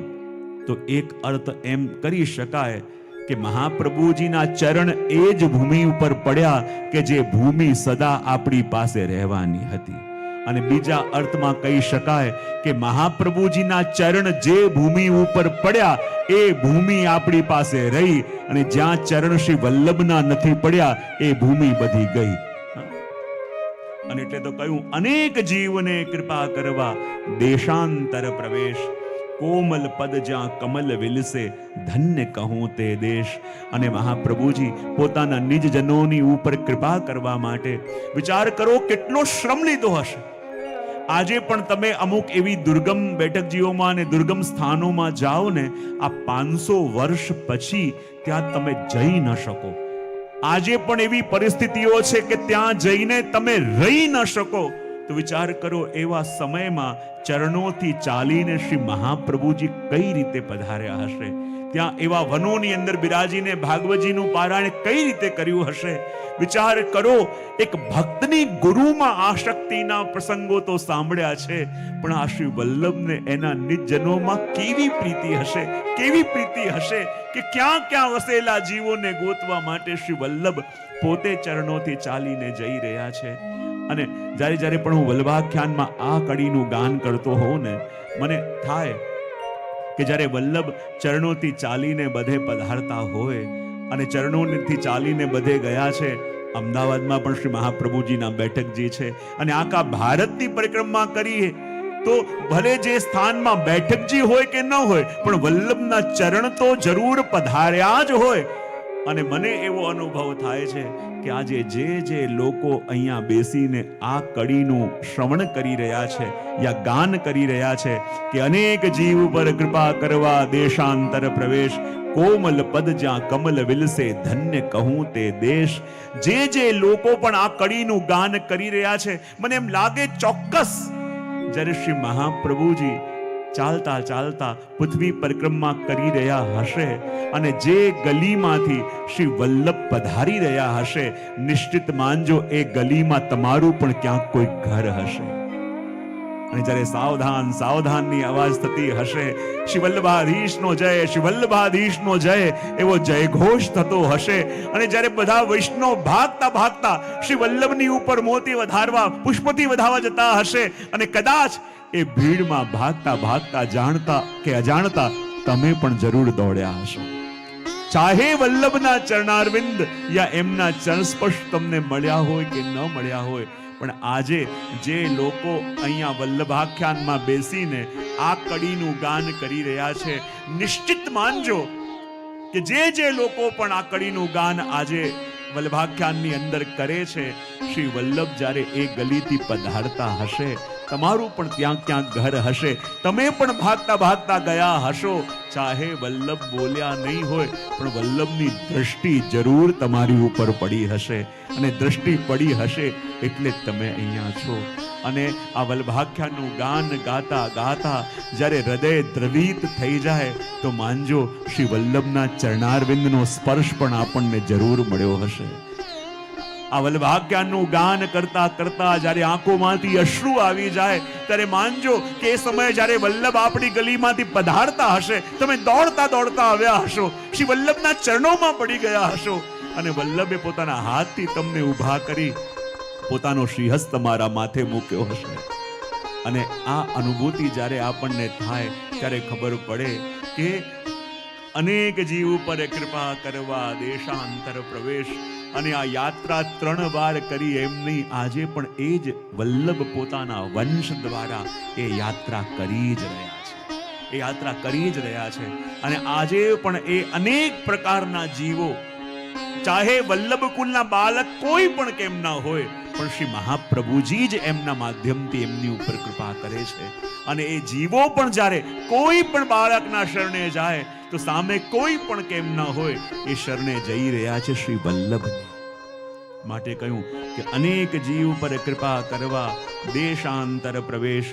જો તો ખરા શ્રી મહાપ્રભુજીનો પરિવાર ક્યાં બિરાજે છે.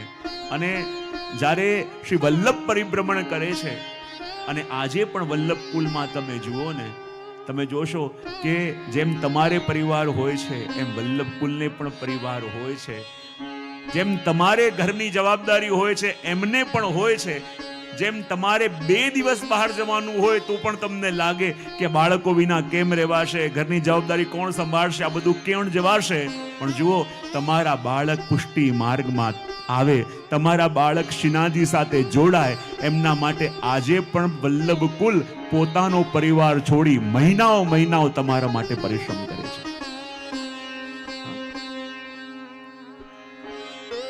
તમે એકવાર કરીને જોજો, ખબર પડશે. ઘણાને લાગે કે અરે આમને શું ચિંતા, આમને શું પ્રોબ્લેમ. જ્યારે એકવાર એવું લાગતું ને, ભેગા આવજો પરિક્રમામાં, યાત્રામાં ભેગા આવો. યાત્રામાં જોડે આવશો ને, ખબર પડશે કેવી કેવી જગ્યાએ મુકામ હોય છે. એવું જ નથી દર વખતે બહુ લક્ઝરી. ઘણીવાર ગામડાઓમાં એમપીમાં ને જવાનું થાય ને, અડધા રૂમમાં મગફળી ભરી હોય ને અડધા રૂમમાં રહેવાનું હોય. અમે લોકો ટોલકા ખેડીને આપણે ગયા હતા, એવું નાનું ગામ ક્યાં નાની વસ્તુ લેવી હોય ત્યાં અમે 7 દિવસ બહુ આનંદ કર્યો હતો. તો આજે પણ જ્યારે મનમાં એમ આવે કે અહીંયા કેમ રહેવાશે, અહીંયા કેમ જવાશે, ત્યારે શ્રી મહાપ્રભુજીનું સ્મરણ કરીએ કે મહાપ્રભુજીની યાત્રા આજે પણ અખંડ ચાલી રહી છે, અને એ યાત્રા કરવા માટે આજે વલ્લભે આ શરીરને પસંદ કર્યું છે. તો મારે મારી ચોઈસ વચ્ચે ન લવાય, મારે મારું ગમે કે ન ગમે એ વચ્ચે ન લવાય. આ વલ્લભની અખંડ યાત્રા ક્યારે પણ તૂટવી ન જોઈએ. વલ્લભની અખંડ યાત્રા અનેક જીવોને શરણે લેવાની જે ચાલી રહી છે એ ક્યારે પણ અટકવી ન જોઈએ. ચાહે શરીર કોઈ પણ હોય, યાત્રા શ્રી વલ્લભ કરે છે, અને પોતાના નિજજનોને શરણે લેવા માટે, પોતાના દેવી જીવોને શરણે લેવા માટે. અને એટલે તો કહું છું કે આજે પણ તમને ઘણાને એમ લાગે કે હજુ અમે તો આમ ભાગવું પડે, આમ ભાગવું પડે, અમને શું ચિંતા હશે? તમારે ખાલી તમારી અને તમારા ઘરની ચિંતા હોય. અમને જન્મદિવસ હોય ને તો પણ કમથી કમ 10 થી 15 ફોન એવા ટેન્શન વાળા આવ્યા હોય, અમારા ઘરમાં આમ થઈ ગયું, આમ થઈ ગયું, અમારે એ પણ સાંભળવાનું હોય. તમને લાગતું હશે કે આમને શું ચિંતા, પણ તમને ખાલી તમારી અને તમારા ઘરની ચિંતા હોય ને તોય એ ચિંતા લઈને તમે અમારી પાસે આવો છો. અમારી પાસે અમારી અને અમારી સાથે જોડાયેલા લાખો વૈષ્ણવોની પણ ચિંતા હોય છે, પણ એ ભરોસો હોય છે કે આ શ્રી વલ્લભનું કાર્ય છે. એ ભરોસો હોય છે કે શ્રી વલ્લભના પથમાં છીએ. એ ભરોસો હોય છે કે શ્રી વલ્લભનું કાર્ય કરી રહ્યા છીએ. તમે જોજો, ક્યાંક પ્રવાસમાં જજો ને ઘણીવાર લોકો એક દિવસ ક્યાંક જઈને આવે ને તો 3 દિવસ આરામ કરે. બોલે કાલે નડિયાદ જવાનું થયું, એવો થાકી ગયો. અમારે વિદેશમાંથી આવીએ બીજે દિવસે બીજે કથા હોય, બીજેથી આવીએ ત્રીજે કથા હોય, અને ત્યાં શું વ્યવસ્થા હશે, ત્યાં શું પરિસ્થિતિ હશે એની કોઈ ગેરંટી ન હોય. પણ મનમાં એક જ ભરોસો હોય. પૂજ્ય પિતૃચરણ નાનપણથી અમને એ જ કહ્યું છે કે બસ આ જે કરો છો, જ્યારે એમ લાગશે કે હું જઈ રહ્યો છું તો બધી મુશ્કેલીઓ નડશે, પણ જ્યારે એમ માનશો કે આ વલ્લભનું કાર્ય કરી રહ્યા છીએ અને વલ્લભના પ્રતિનિધિ રૂપે કરી રહ્યા છીએ, વલ્લભના કાર્યને વધારી રહ્યા છીએ, તો કોઈ મુશ્કેલ નહીં લાગે. એમ જ લાગશે કે આ સેવા થઈ રહી છે. અને એટલે કહ્યું કે અનેક જીવને કૃપા કરવા દેશાંતર પ્રવેશ, કોમલ પદ જ્યાં કમલ વિલસે, ધન્ય કહું તે દેશ. અને એ જ વલ્લભના ચરણારવિંદ માટે તો આપણે કહ્યું છે કે તુમ શરણાગત આયો શ્રી વલ્લભ. એ મને લાગે છે કે આ શરણ ક્યારે સિદ્ધ થાય કે જ્યારે વલ્લભની કૃપા આજે પણ આપણા ઉપર કેવી થઈ રહી છે, જ્યારે એનો અહેસાસ, જ્યારે આપણને કોઈ વસ્તુ બહુ સરળતાથી મળી જાય ને, આપણે એને ગ્રાન્ટેડ લેવા લાગીએ. અને જ્યારે ગ્રાન્ટેડ લેવા લાગીએ ત્યારે આપણને ખબર ન પડે જે વસ્તુ આપણા માટે બહુ સહજ છે, પણ આ સહજ કરવા માટે સામેવાળો કેટલો શ્રમ લઈ રહ્યો છે, કદાચ આપણને એનો અહેસાસ પણ નહીં. અને જ્યારે એ વલ્લભની કૃપાનો આપણે ચિંતન કરીશું ત્યારે આપણને લાગશે કે કૃપા કોને કહેવાય. અને અમને તો હવે જોવા જઈએ તો ઘણી સુવિધા બધા વૈષ્ણવ વ્યવસ્થા થઈ ગઈ. પૂજ્ય પિતૃચરણે જે પરિશ્રમ કર્યો છે અને અમે નાનપણથી જે જોતા આવ્યા છે, હવે તો મુકામ ભલે વૈષ્ણવને ત્યાં હોય, બધી સુવિધાઓ પણ હોય. એ સમયમાં જ્યારે આ પ્રવાસ કરતા મુકામ મંદિરોમાં રાખવામાં આવતો, મંદિરોના ઉપરનો જે નિવાસ સ્થાન હોય 20 વર્ષથી ખુલ્યો ન હોય, અને ખુલે ને એમાં મુકામ હોય, અને છતાં હસતા મોડે તરત જઈને વ્યવસ્થા ના હોય, એ ના હોય, જઈને વચનામત કરવાના હોય, વૈષ્ણવના પ્રશ્નોના ઉત્તર આપવાના હોય. એ પરિશ્રમ અમે નાનપણમાં જોયો છે. હવે તો અમને જોવા જઈએ તો વૈષ્ણવ એટલું સાચવે છે, પણ એ સમયના આચાર્યો, એ સમયમાં આચાર્યો જે અમારા બડે તાજી મહારાજ શ્રી પુરુષોત્તમલાલજી મહારાજ, આજે નાના ગામની અંદર પણ અમે જઈએ ને મધ્યપ્રદેશમાં, ને ત્યાં એવી અગવડ, કોઈ સુવિધા ના હોય નાના ગામમાં, ત્યાં પણ લોકો કહે કે જે અહીંયા પણ આપણા તાજી મહારાજ મહિનો મુકામ કરતા, રોજ પરિક્રમા થતી, અહીંયા કઈ વ્યવસ્થા ના હોય, રહેવાની જગ્યાની. એ આચાર્યોએ આવો પરિશ્રમ લીધો છે. આ વૈષ્ણવ સૃષ્ટિ આજે એમને એમ નથી, એની પાછળ વૈષ્ણવનો ભાવ અને આચાર્યોનો પરિશ્રમ છે. પણ ઘણીવાર જ્યારે પરિસ્થિતિઓ બદલાય, વ્યવસ્થાઓ બદલાય, તો આપણે વસ્તુને રેકગ્નાઇઝ કરી શકતા નથી. આપણે વસ્તુને બહુ ગ્રાન્ટેડ લઈ લઈએ છીએ, આપણે વસ્તુને બહુ સરળતાથી લઈ લઈએ છીએ. અમને લાગે કે તમે વિદેશ જાઓ, જ્યારે વિદેશ જઈએ ને ત્યારે પણ એકવાર ભેગા આવજો. ઘણીવાર અહીંયાથી અમેરિકા લેન્ડ થઈએ ને, પૂજ્ય પિતૃચંડને મેં જોયા છે, અહીંયાથી 18 કલાક 20 કલાકની ફ્લાઇટ હોય, લેન્ડ થયા 10 કલાકનો ટાઈમ ડિફરન્સ, આંખો ખુલતી ન હોય, અને કહે એ દિવસે રવિવાર હોય તો કે જે એરપોર્ટથી પધારતા 2 જગ્યાએ વચનામત અને 2 જગ્યાએ પધરામણી છે, પછી મુકામે જઈશું. એવો શ્રમ, એવો પરિશ્રમ કર્યો છે.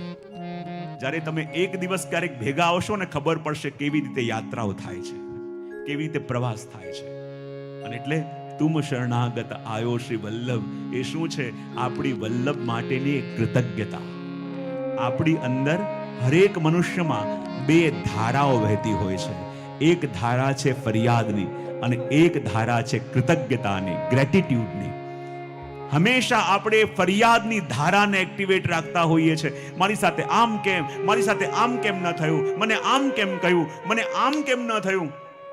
અને બીજી ધારા છે ગ્રેટિટ્યુડની, કે શ્રી વલ્લભ આવી સુગમ આવી વસ્તુની પણ આપની કેવી કૃપા, આપનો કેવો અનુગ્રહ કે આપે અમને વિચલિત થવા ન દીધા. ગમે તેવી પરિસ્થિતિ હતી, આપે અમારો હાથ પકડી રાખ્યો. જ્યારે એ ગ્રેટિટ્યુડની ધારામાં જોડાઈ જશો ને, ત્યારે આ શબ્દ નીકળશે, શ્રી વલ્લભ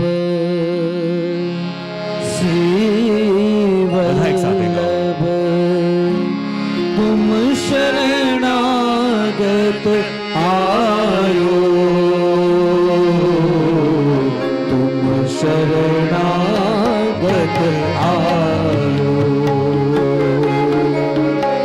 શ્રી વલ્લભ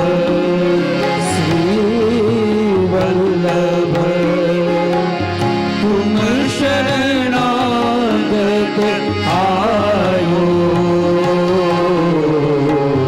તુમ શરણાગત આયો, તુમ શરણાગત આયો.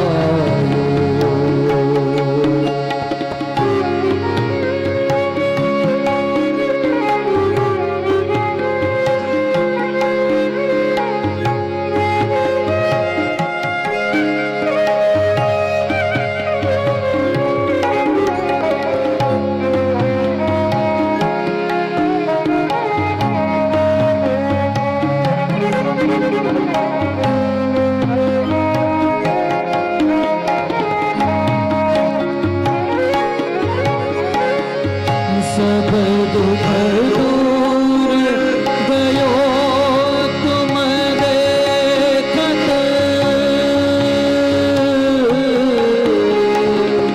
सब दुख दूर गयो तुम देखत, सुख तो पार न पायो, सुख तो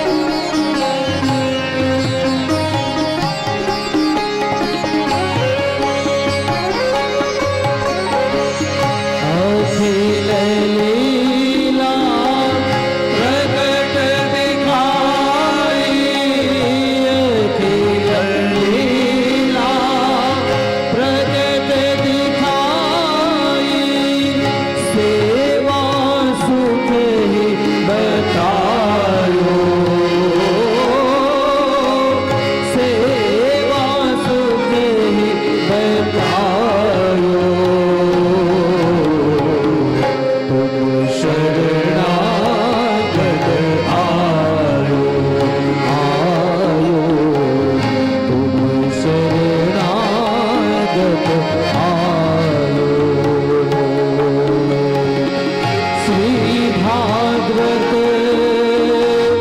सुधारस मत के श्री भागवत सुधारस मत के अपनो पंथ जतायो अपनो पंथ जतायो तुम शरणागत आयो तुम शरणागत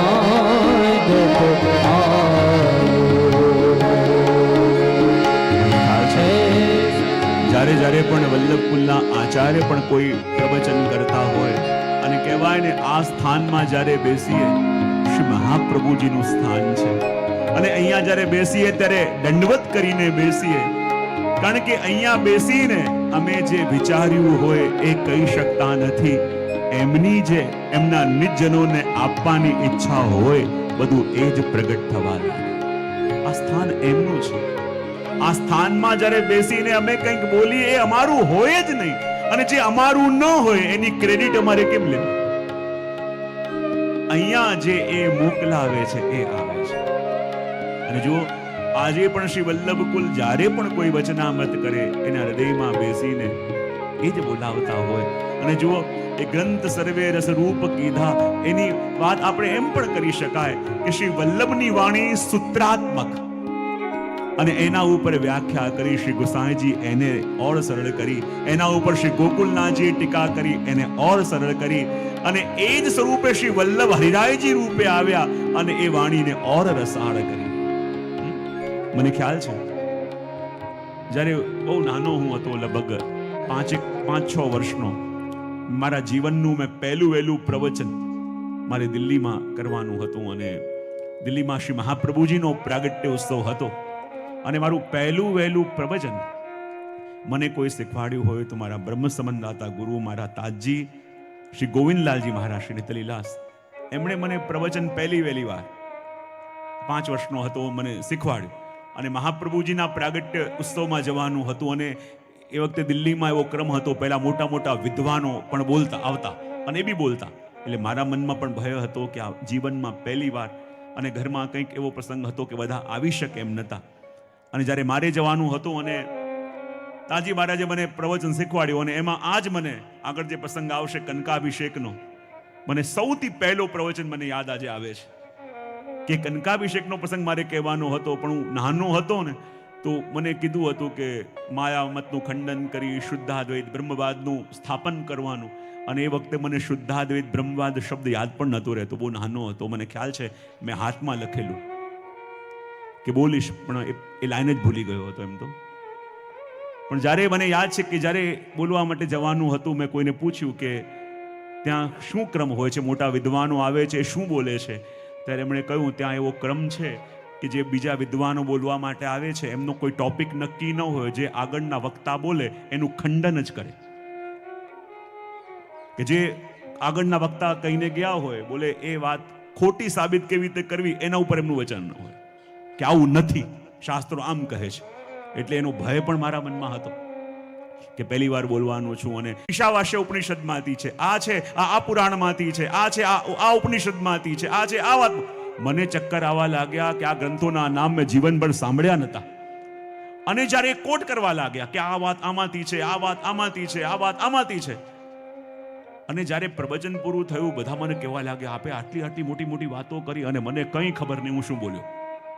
જે સિમ્પલ થોડું 5 મિનિટ 7 મિનિટનું મને શીખવાડ્યું તો બોલી ગયો. પણ એ દિવસે મેં 2 લોકોને વંદન કર્યા. એક તો પેલા વિદ્વાનને કે જેણે મારી તોતલી ભાષાને, મારી કાલી ઘેલી ભાષાને આવી શૃંગારિત કરી દીધી, અને બીજા વંદન કર્યા મારા તાજી મહારાજને કે જેમણે આવા મોટા મોટા વેદના અને ઉપનિષદોના સિદ્ધાંત એક બાળકને સમજમાં આવે એવા રસાળ કરી દીધા. ત્યારે ખબર પડી કે ગ્રંથ સર્વે રસરૂપ કીધા એ કોને કહેવાય. કે જ્યારે મોટી મોટી વાતોને એવી સહજ રીતે મને આપી દીધી કે હું શું બોલી ગયો એનું ભાન પણ મને રહ્યું, પણ એમણે શું આપી દીધું એ જે જાણકાર હતા એ જાણી શક્યા અને એને મારી નાનકડી તોતલી ભાષાને એવી શૃંગારિત કરી નાખી, એવી મઠારી દીધી કે બધા લોકો આવીને મને અભિનંદન આપવા લાગ્યા. અરે આ ઉપનિષદની વાત, આ વેદોની વાત, આ પુરાણોની વાત આપણે કરી અને મને કાંઈ ખબર નહીં.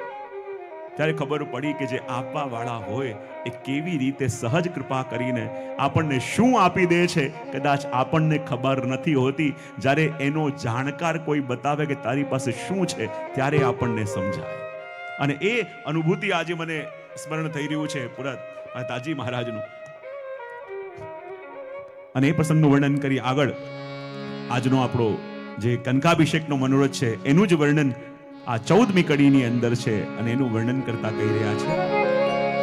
કનક સ્નાન સતમણ સુવર્ણે કરાયું મહિપાળ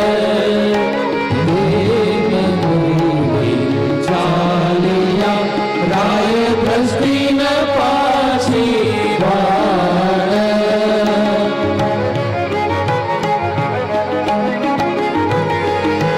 કનક સ્નાન સતમણ સુવર્ણે કરાયું મહિપાળ દેવકી વેગે ચાલિયા રાય દ્રષ્ટિ ન પાછી વાળ રાય દ્રષ્ટિ ન પાછી વાળ રાય દ્રષ્ટિ ન પાછી વાળ.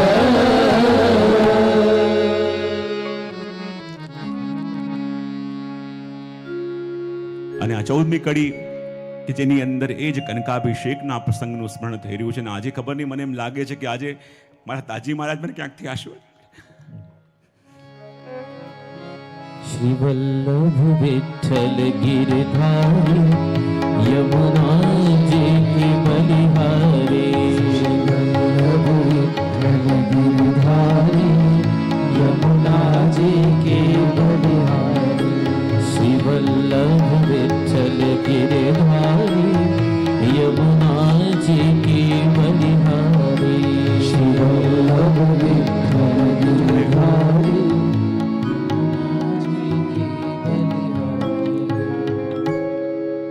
અહીંયા પધારીને મને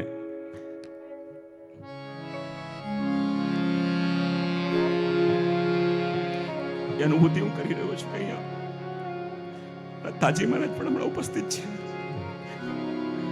श्री यमुना जी की बलिहारी महारानी जी की बलिहारी श्री यमुना जी की बलिहारी महारानी जी की बलिहारी श्री वल्लभ विठ्ठल गिरधारी यमुना जी की बलिहारी श्री वल्लभ विठ्ठल गिरधारी यमुना जी की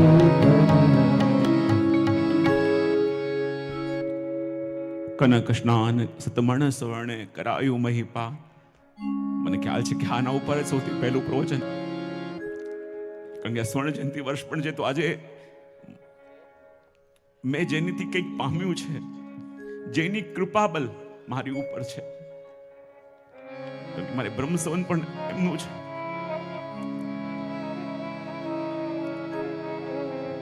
અને એમના એટલા આશીર્વાદ મારી ઉપર હતા.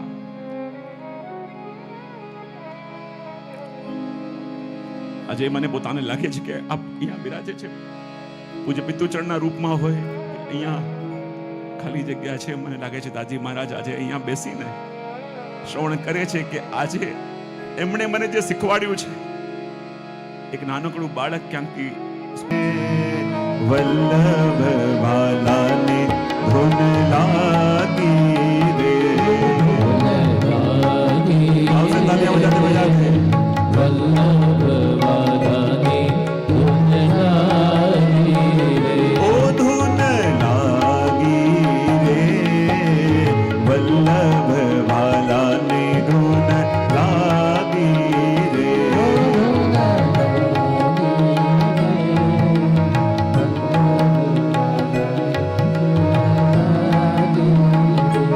ધૂન લાગી રે, ધૂન લાગી રે,